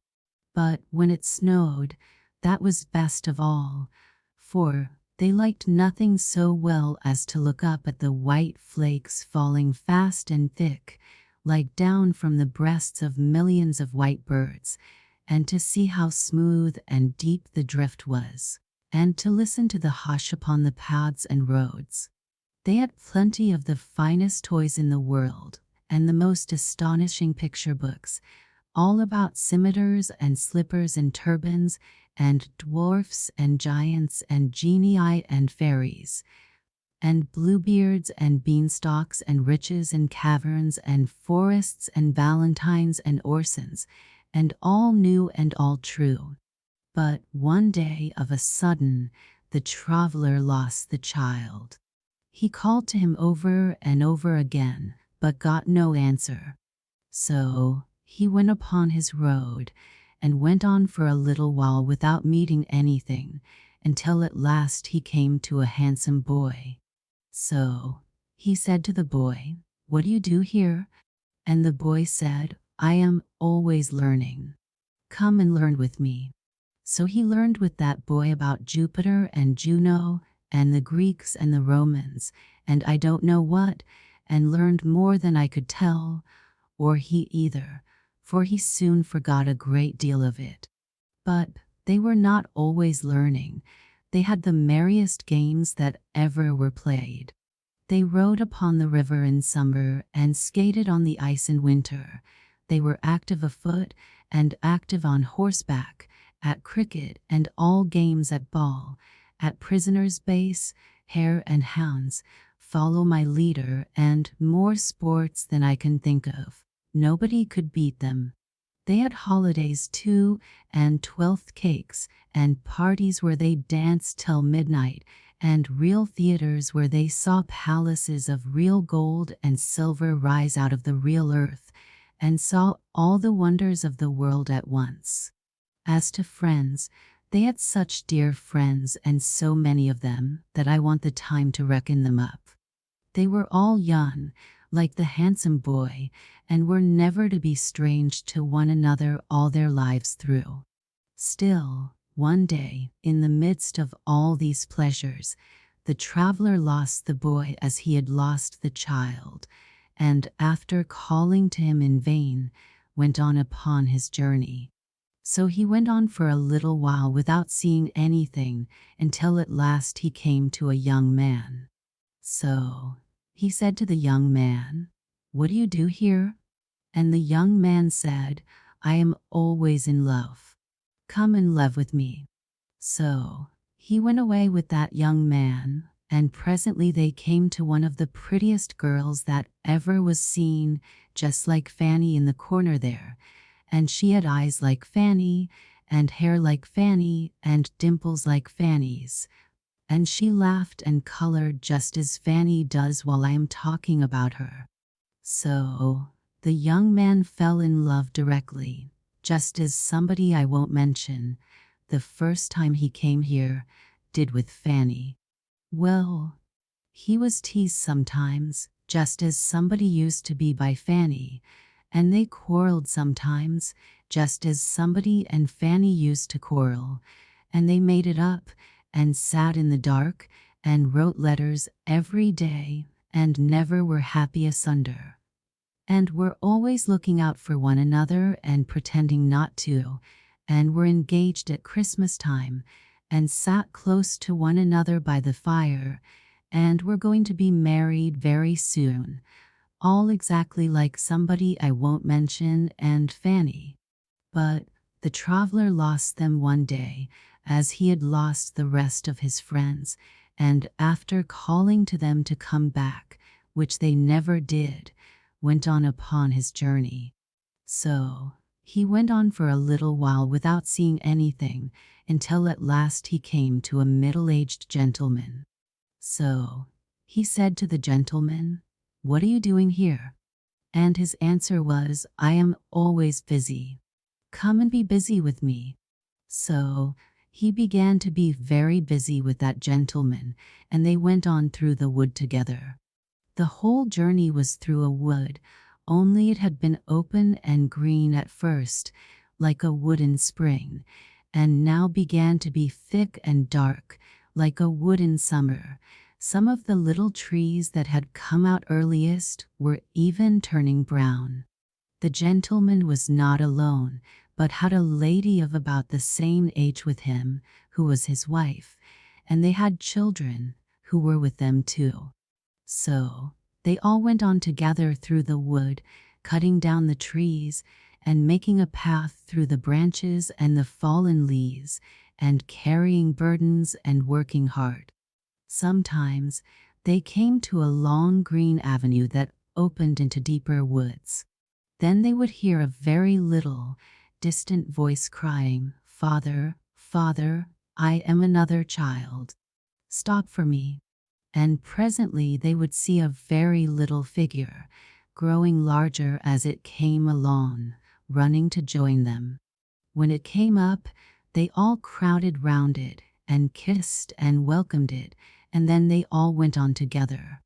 Sometimes they came to several avenues at once, and then they all stood still, and one of the children said, "Father, I am going to sea," and another said, "Father, I am going to India," and another, "Father, I am going to seek my fortune where I can," and another, "Father, I am going to heaven." So, with many tears at parting, they went, solitary, down those avenues, each child upon its way, and the child who went to heaven rose into the golden air and vanished. Whenever these partings happened, the traveler looked at the gentleman and saw him glance up at the sky above the trees, where the day was beginning to decline and the sunset to come on. He saw, too, that his hair was turning gray. But they never could rest long, for they had their journey to perform, and it was necessary for them to be always busy. At last, there had been so many partings that there were no children left, and only the traveler, the gentleman, and the lady went upon their way in company. And now the wood was yellow, and now brown, and the leaves, even of the forest trees, began to fall. So they came to an avenue that was darker than the rest, and were pressing forward on their journey without looking down it when the lady stopped. "My husband," said the lady, "I am called." They listened, and they heard a voice a long way down the avenue say, "Mother, mother." It was the voice of the first child, who had said, "I am going to heaven," and the father said, "I pray not yet. The sunset is very near. I pray not yet." But the voice cried, "Mother, mother," without minding him, though his hair was now quite white and tears were on his face. Then the mother, who was already drawn into the shade of the dark avenue and moving away with her arms still round his neck, kissed him and said, "My dearest, I am summoned and I go." And she was gone, and the traveler and he were left alone together. And they went on and on together until they came to very near the end of the wood, so near that they could see the sunset shining red before them through the trees. Yet once more, while he broke his way among the branches, the traveler lost his friend. He called and called, but there was no reply, and when he passed out of the wood and saw the peaceful sun going down upon a wide purple prospect, he came to an old man sitting on a fallen tree. "So," he said to the old man, "what do you do here?" And the old man said with a calm smile, "I am always remembering. Come and remember with me." So the traveler sat down by the side of that old man, face to face with the serene sunset, and all his friends came softly back and stood around him. The beautiful child, the handsome boy, the young man in love, the father, mother, and children, every one of them was there, and he had lost nothing. So he loved them all, and was kind and forbearing with them all, and was always pleased to watch them all, and they all honored and loved him. And I think the traveler must be yourself, dear grandfather, because this what you do to us and what we do to you. The Schoolboy's story.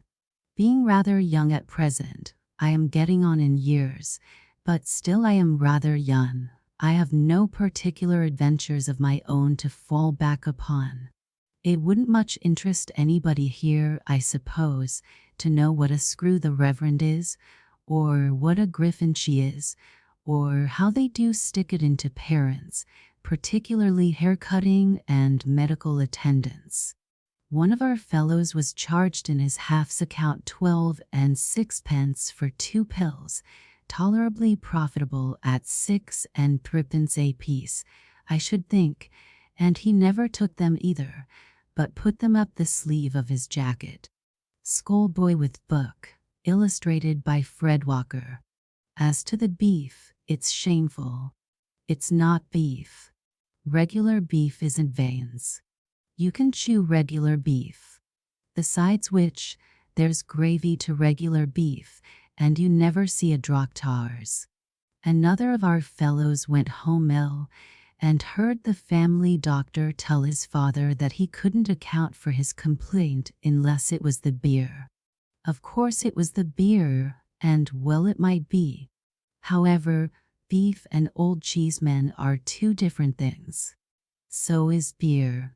It was old cheesemen I meant to tell about, not the manner in which our fellows get their constitutions destroyed for the sake of profit. Why, look at the pie crust alone. There's no flakiness in it. It's solid like damp lead. Then our fellows get nightmares and are bolstered for calling out and waking other fellows. Who can wonder? Old cheeseman one night walked in his sleep, put his hat on over his nightcap, got hold of a fishing rod and a cricket bat, and went down into the parlor, where they naturally thought from his appearance he was a ghost. Why, he never would have done that if his meals had been wholesome. When we all begin to walk in our sleeps, I suppose they'll be sorry for it. Old Cheeseman wasn't second Latin master then, he was a fellow himself. He was first brought there, very small, in a post-chaise, by a woman who was always taking snuff and shaking him, and that was the most he remembered about it. He never went home for the holidays. His accounts, he never learned any extras, were sent to a bank, and the bank paid them, and he had a brown suit twice a year, and went into boots at 12. They were always too big for him, too. In the midsummer holidays, some of our fellows who lived within walking distance used to come back and climb the trees outside the playground wall, on purpose to look at old Cheeseman reading there by himself. He was always as mild as the tea, and that's pretty mild, I should hope, so when they whistled to him, he looked up and nodded, and when they said, "Hello, old Cheeseman, what have you had for dinner?" he said, "Boiled mutton," and when they said, "And it's solitary, old Cheeseman," he said, "It is a little dull sometimes," and then they said, "Well, goodbye, old Cheeseman," and climbed down again. Of course it was imposing on Old Cheeseman to give him nothing but boiled mutton through a whole vacation, but that was just like the system. When they didn't give him boiled mutton, they gave him rice pudding, pretending it was a treat, and saved the butcher. So Old Cheeseman went on.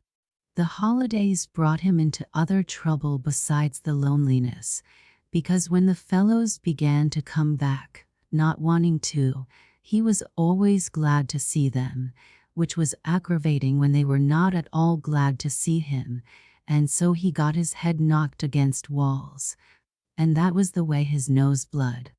But he was a favorite in general. Once a subscription was raised for him, and, to keep up his spirits, he was presented before the holidays with 2 white mice, a rabbit, a pigeon, and a beautiful puppy. Old Cheeseman cried about it, especially soon afterwards, when they all ate one another. Of course, Old Cheeseman used to be called by the names of all sorts of cheeses: Double Gloucesterman, Family Cheshireman, Dutchman, North Wiltshireman, and all that. But he never minded it. And I don't mean to say he was old in point of years, because he wasn't, only he was called from the first Old Cheeseman. At last, Old Cheeseman was made second Latin master. He was brought in one morning at the beginning of a new half, and presented to the school in that capacity as Mr. Cheeseman.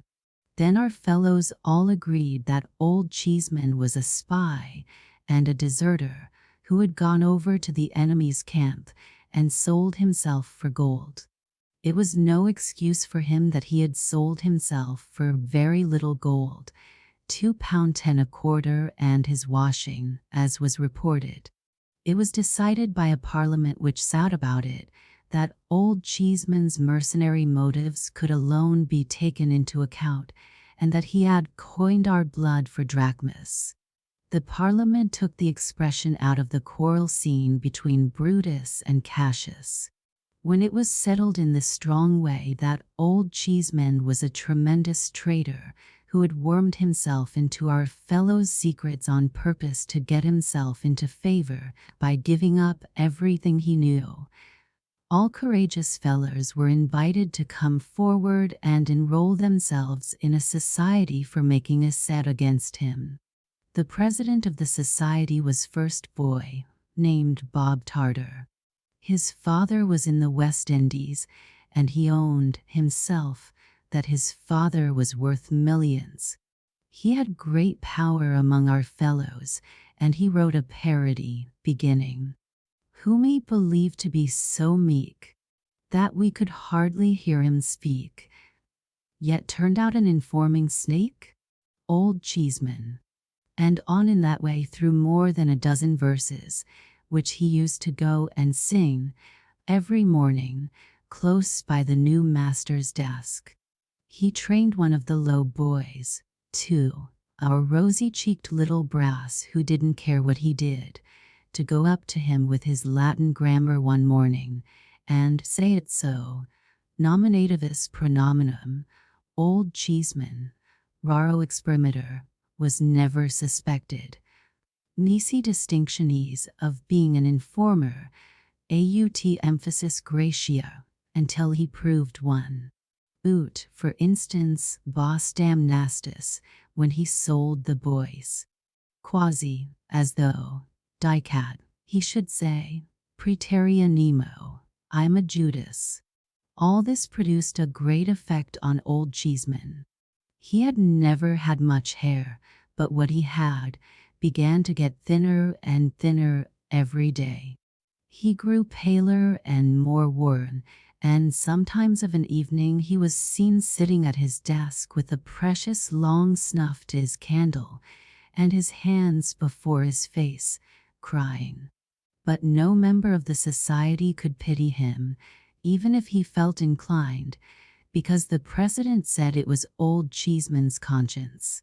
So Old Cheeseman went on, and didn't he lead a miserable life? Of course the Reverend turned up his nose at him, and of course she did, because both of them always do that at all the masters, but he suffered from the fellows most, and he suffered from them constantly. He never told about it, that the society could find out, but he got no credit for that, because the president said it was Old Cheeseman's cowardice. He had only one friend in the world, and that one was almost as powerless as he was, for it was only Jane. Jane was a sort of wardrobe woman to our fellows, and took care of the boxes. She had come at first, I believe, as a kind of apprentice, some of our fellows say from a charity, but I don't know, and after her time was out, had stopped at so much a year. So little a year, perhaps I ought to say, for it is far more likely. However, she had put some pounds in the savings bank, and she was a very nice young woman. She was not quite pretty, but she had a very frank, honest, bright face, and all our fellows were fond of her. She was uncommonly neat and cheerful, and uncommonly comfortable and kind. And if anything was the matter with a fellow's mother, he always went and showed the letter to Jane. Jane was Old Cheeseman's friend. The more the society went against him, the more Jane stood by him. She used to give him a good-humored look out of her still-room window, sometimes, that seemed to set him up for the day. She used to pass out of the orchard and the kitchen garden, always kept locked, I believe you, through the playground, when she might have gone the other way, only to give a turn of her head, as much as to say, "Keep up your spirits," to Old Cheeseman. His slip of a room was so fresh and orderly that it was well known who looked after it while he was at his desk, and when our fellows saw a smoking hot dumpling on his plate at dinner, they knew with indignation who had sent it up. Under these circumstances, the society resolved, after a quantity of meeting and debating, that Jane should be requested to cut Old Cheeseman dead, and that if she refused, she must be sent to Coventry herself. So a deputation, headed by the president, was appointed to wait on Jane and inform her of the vote the society had been under the painful necessity of passing. She was very much respected for all her good qualities, and there was a story about her having once waylaid the Reverend in his own study, and got a fellow off from severe punishment of her own kind, comfortable heart. So the deputation didn't much like the job. However, they went up, and the president told Jane all about it. Upon which Jane turned very red, burst into tears, informed the president and the deputation, in a way not at all like her usual way, that they were a parcel of malicious young savages, and turned the whole respected body out of the room. Consequently, it was entered in the society's book, kept in astronomical cipher for fear of detection, that all communication with Jane was interdicted, and the president addressed the members on this convincing instance of Old Cheeseman's undermining. But Jane was as true to Old Cheeseman as Old Cheeseman was false to our fellows, in their opinion, at all events, and steadily continued to be his only friend. It was a great exasperation to the society, because Jane was as much a loss to them as she was a gain to him, and being more inveterate against him than ever, they treated him worse than ever. At last, one morning, his desk stood empty, his room was peeped into, and found to be vacant, and a whisper went about among the pale faces of our fellows that Old Cheeseman, unable to bear it any longer, had got up early and drowned himself. The mysterious looks of the other masters after breakfast, and the evident fact that Old Cheeseman was not expected, confirmed the society in this opinion. Some began to discuss whether the president was liable to hanging or only transportation for life, and the president's face showed a great anxiety to know which. However, he said that a jury of his country should find him game, and that in his address he should put it to them to lay their hands upon their hearts and see whether they as Britons approved of informers, and how they thought they would like it themselves. Some of the society considered that he had better run away until he found a forest where he might change clothes with a woodcutter and stain his face with blackberries, but the majority believed that if he stood his ground, his father, belonging as he did to the West Indies, and being worth millions, could buy him off. All our fellows' hearts beat fast when the Reverend came in and made a sort of a Roman or a field marshal of himself with the ruler, as he always did before delivering an address. But their fears were nothing to their astonishment when he came out with the story that old Cheeseman, so long our respected friend and fellow pilgrim in the pleasant plains of knowledge, he called him, oh yes, I dare say, much of that, was the orphan child of a disinherited young lady who had married against her father's wish, and whose young husband had died, and who had died of sorrow herself, and whose unfortunate baby, old Cheeseman, had been brought up at the cost of a grandfather who would never consent to see it, baby, boy, or man, which grandfather was now dead, and serve him right, that's my putting in, and which grandfather's large property, there being no will, was now, and all of a sudden and forever, old Cheeseman's. Our so long respected friend and fellow pilgrim in the pleasant plains of knowledge, the Reverend wound up a lot of bothering quotations by saying, would come among us once more, that day fortnight, when he desired to take leave of us himself, in a more particular manner. With these words, he stared severely round at our fellows, and went solemnly out. There was precious consternation among the members of the society now.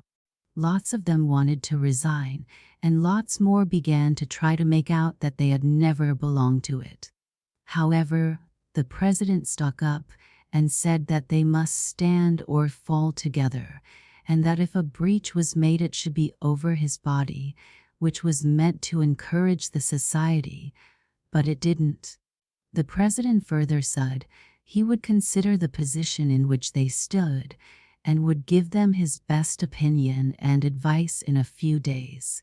This was eagerly looked for, as he knew a good deal of the world on account of his father's being in the West Indies.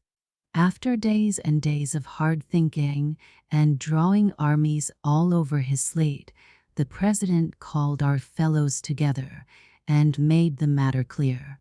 He said it was plain that when old Cheeseman came on the appointed day, his first revenge would be to impeach the society and have it flogged all round. After witnessing with joy the torture of his enemies, and gloating over the cries which agony would extort from them, the probability was that he would invite the Reverend, on pretense of conversation, into a private room, say the parlor into which parents were shown, where the two great globes were which were never used, and would there reproach him with the various frauds and oppressions he had endured at his hands. At the close of his observations he would make a signal to a prize-fighter concealed in the passage, who would then appear and pitch into the Reverend, till he was left insensible. Old Cheeseman would then make Jane a present of from £5 to £10, and would leave the establishment in fiendish triumph. The president explained that against the parlor part, or the Jane part of these arrangements he had nothing to say, but, on the part of the society, he counseled deadly resistance. With this view he recommended that all available desks should be filled with stones, and that the first word of the complaint should be the signal to every fellow to let fly at old Cheeseman. The bold advice put the society in better spirits and was unanimously taken. A post about Old Cheeseman's size was put up in the playground, and all our fellows practiced at it till it was dinted all over. When the day came, and places were called, every fellow sat down in a tremble. There had been much discussing and disputing as to how Old Cheeseman would come, but it was the general opinion that he would appear in a sort of triumphal car drawn by 4 horses, with 2 livery servants in front, and the prize-fighter in disguise up behind. So, all our fellows sat listening for the sound of wheels. But no wheels were heard, for Old Cheeseman walked after all, and came into the school without any preparation, pretty much as he used to be, only dressed in black. "Gentlemen," said the Reverend, presenting him, "our so long respected friend and fellow pilgrim in the pleasant plains of knowledge, is desirous to offer a word or two. Attention, gentlemen, one and all." Every fellow stole his hand into his desk and looked at the president. The president was all ready, and taking aim at Old Cheeseman with his eyes. What did Old Cheeseman then but walk up to his old desk, look round him with a queer smile as if there was a tear in his eye, and begin in a quavering, mild voice, "My dear companions and old friends." Every fellow's hand came out of his desk, and the president suddenly began to cry. "My dear companions and old friends," said Old Cheeseman, "you have heard of my good fortune. I have passed so many years under this roof, my entire life so far, I may say, that I hope you have been glad to hear of it for my sake. I could never enjoy it without exchanging congratulations with you. If we have ever misunderstood one another at all, pray, my dear boys, let us forgive and forget. I have a great tenderness for you, and I am sure you return it.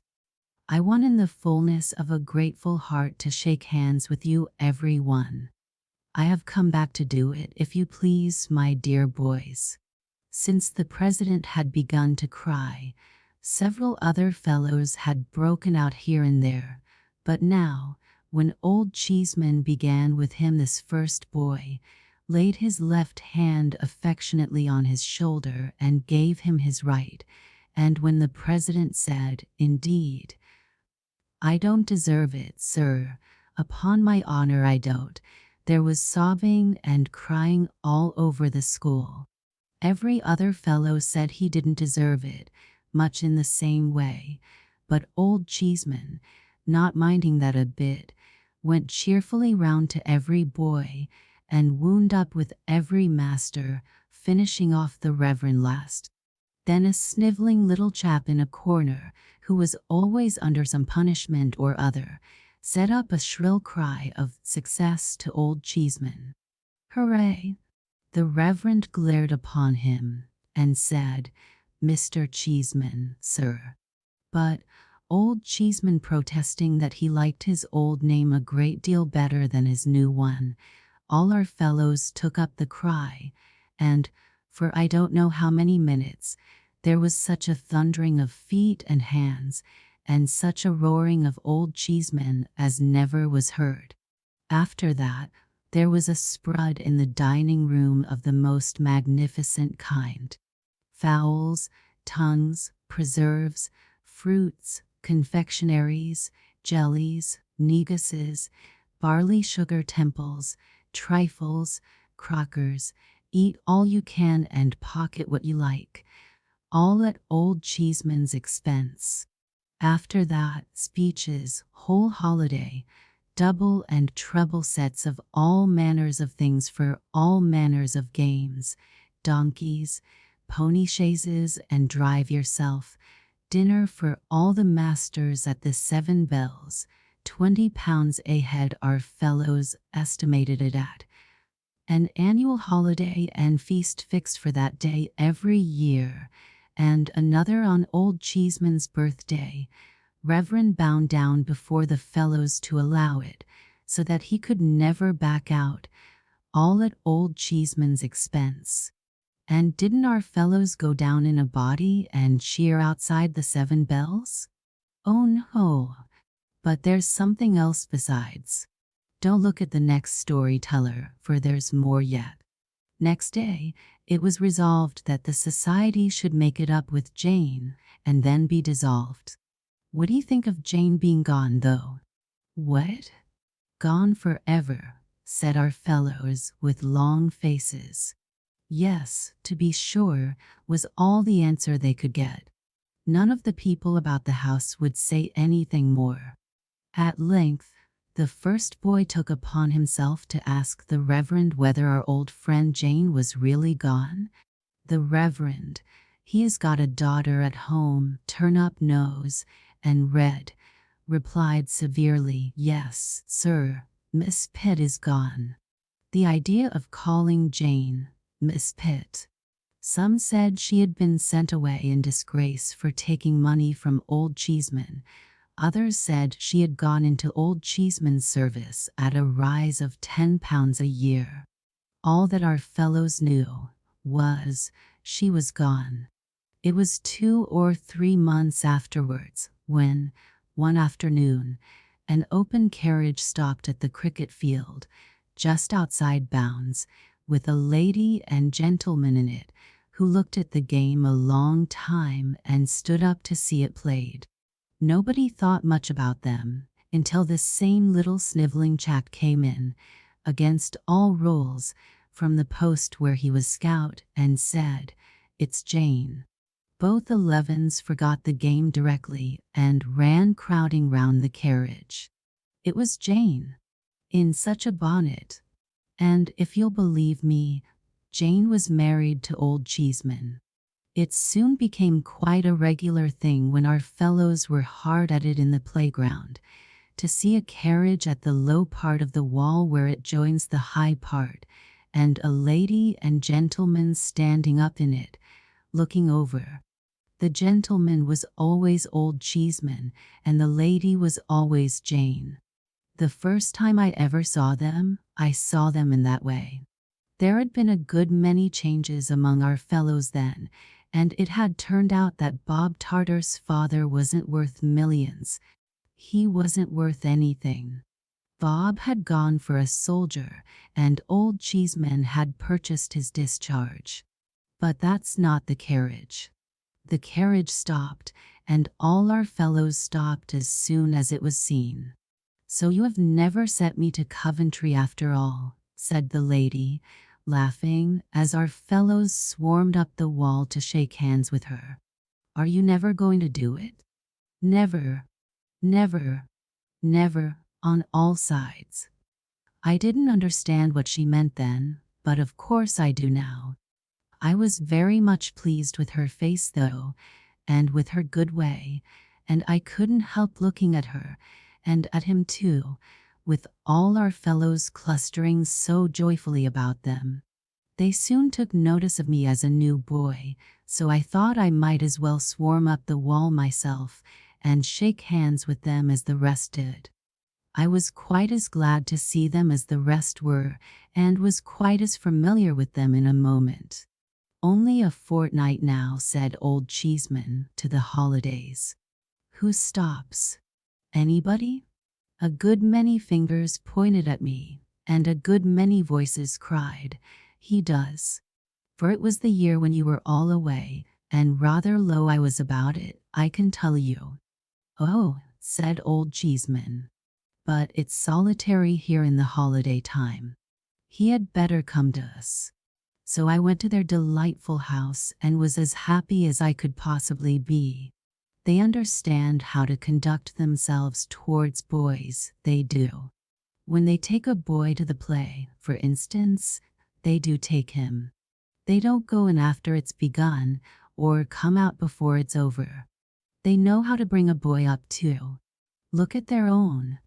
Though he is very little as yet, what a capital boy he is. Why, my next favorite to Mrs. Cheeseman and Old Cheeseman is young Cheeseman. So, now I have told you all I know about Old Cheeseman.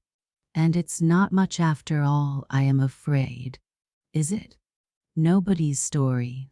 He lived on the bank of a mighty river, broad and deep, which was always silently rolling on to a vast undiscovered ocean. It had rolled on, ever since the world began. It had changed its course sometimes, and turned into new channels, leaving its old ways dry and barren, but it had ever been upon the flow, and ever was to flow until time should be no more. Against its strong, unfathomable stream, nothing made head. No living creature, no flower, no leaf, no particle of animate or inanimate existence ever strayed back from the undiscovered ocean. The tide of the river set resistlessly towards it, and the tide never stopped, any more than the earth stops in its circling round the sun. He lived in a busy place, and he worked very hard to live. He had no hope of ever being rich enough to live a month without hard work, but he was quite content, God knows, to labor with a cheerful will.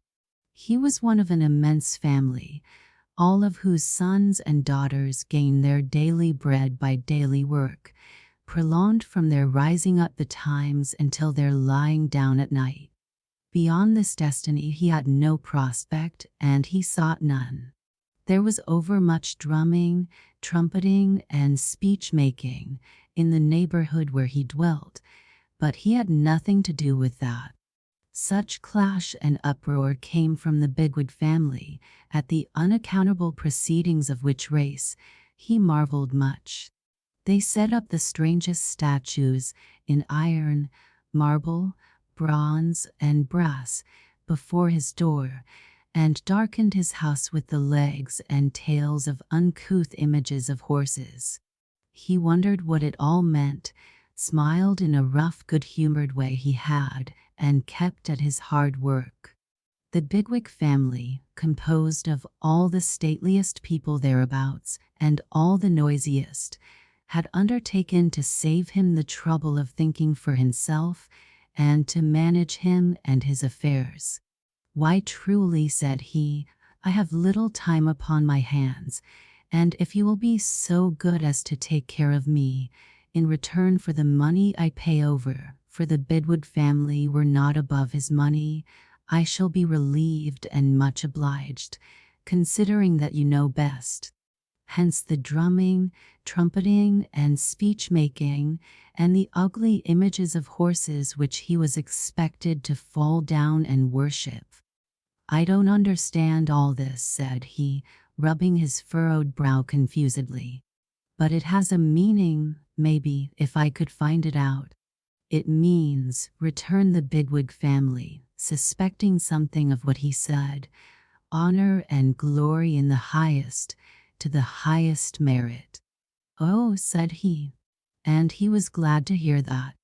But when he looked among the images in iron, marble, bronze, and brass, he failed to find a rather meritorious countryman of his, once the son of a Warwickshire wool dealer, or any single countryman whomsoever of that kind.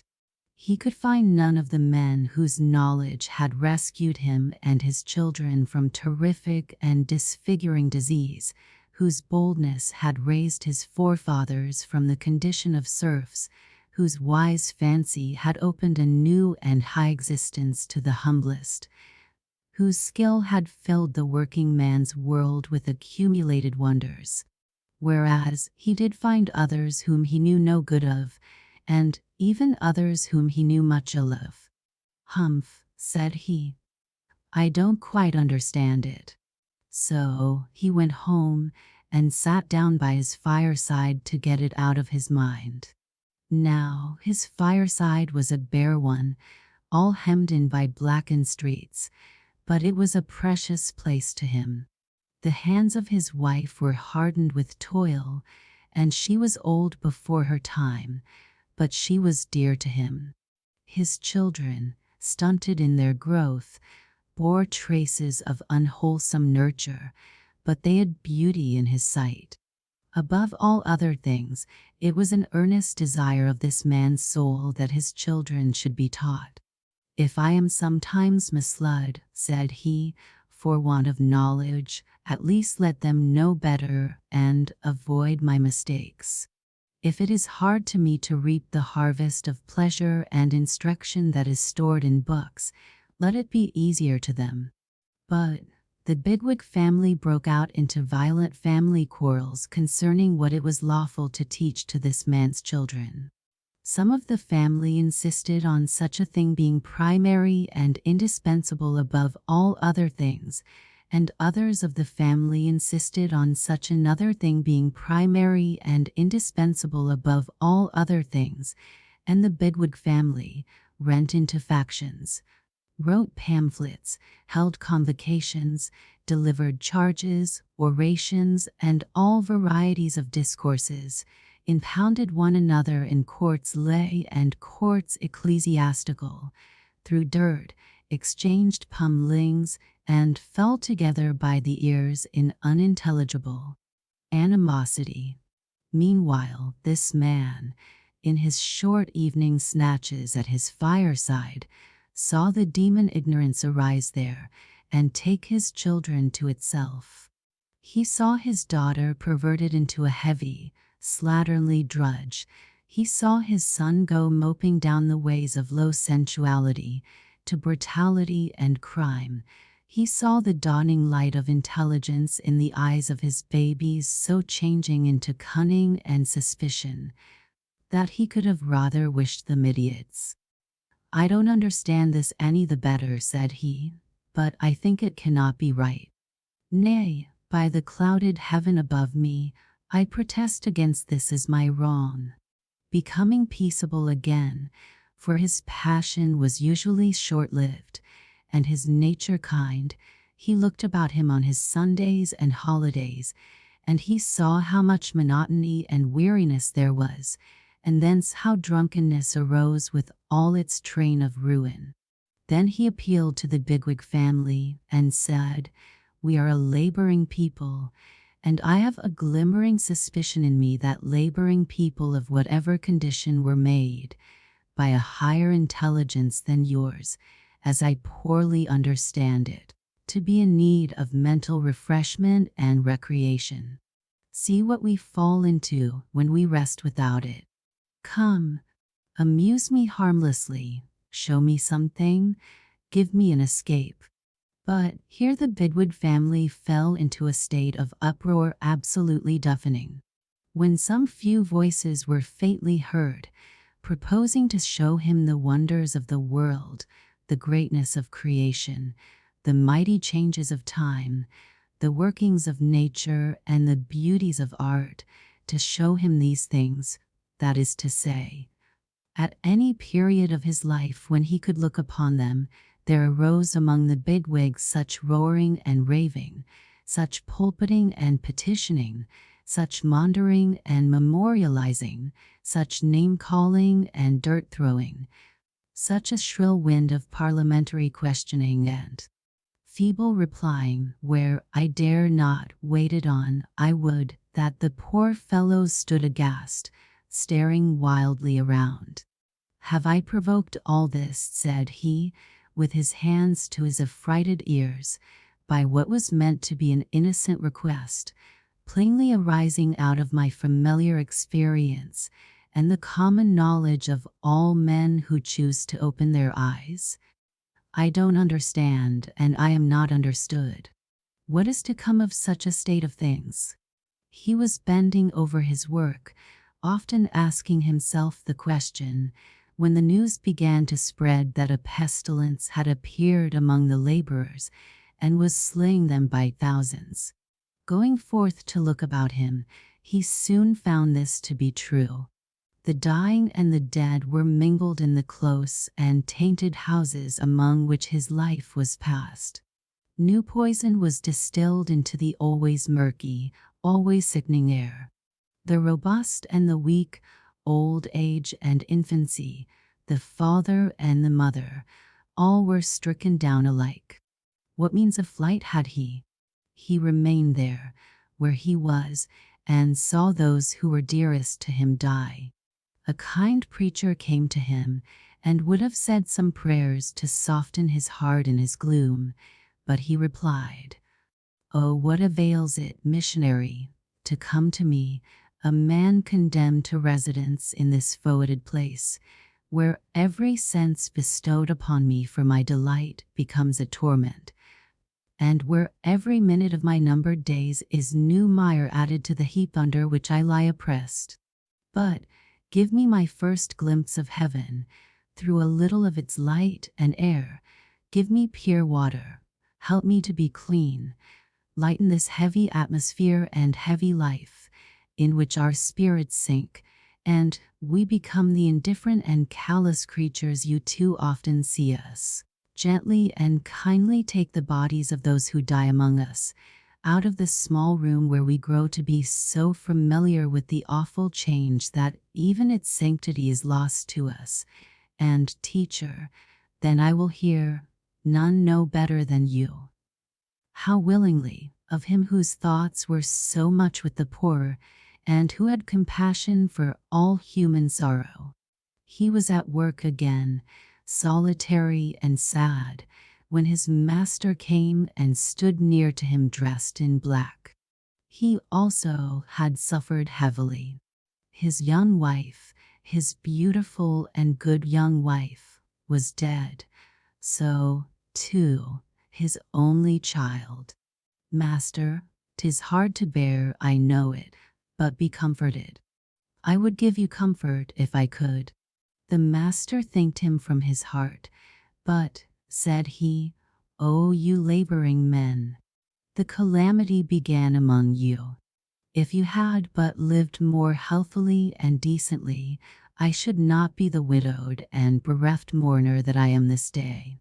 "Master," returned the other, shaking his head, "I have begun to understand a little that most calamities will come from us, as this one did, and that none will stop at our poor doors until we are united with that great squabbling family yonder, to do the things that are right. We cannot live healthily and decently unless they who undertook to manage us provide the means. We cannot be instructed unless they will teach us. We cannot be rationally amused unless they will amuse us. We cannot but have some false gods of our own, while they set up so many of theirs in all the public places. The evil consequences of imperfect instruction, the evil consequences of pernicious neglect, the evil consequences of unnatural restraint, and the denial of humanizing enjoyments will all come from us, and none of them will stop with us. They will spread far and wide. They always do. They always have done, just like the pestilence. I understand so much, I think at last." But the master said again, "O you laboring men, how seldom do we ever hear of you, except in connection with some trouble." "Master," he replied, "I am nobody, and little likely to be heard of, nor yet much wanted to be heard of, perhaps, except when there is some trouble. But it never begins with me, and it never can end with me. As sure as death, it comes down to me, and it goes up from me." There was so much reason in what he said, that the Bigwood family, getting wind of it and being horribly frightened by the late desolation, resolved to unite with him to do the things that were right, at all events, so far as the said things were associated with the direct prevention, humanly speaking, of another pestilence. But as their fear wore off, which it soon began to do, they resumed their falling out among themselves, and did nothing. Consequently the scourge appeared again, low down as before, and spread avengingly upward as before, and carried off vast numbers of the brawlers. But not a man among them ever admitted, if in the least degree he ever perceived, that he had anything to do with it. So nobody lived and died in the old way, and this, in the main, is the whole of Nobody's story. Had he no name, you ask? Perhaps it was Legion. It matters little what his name was. Let us call him Legion.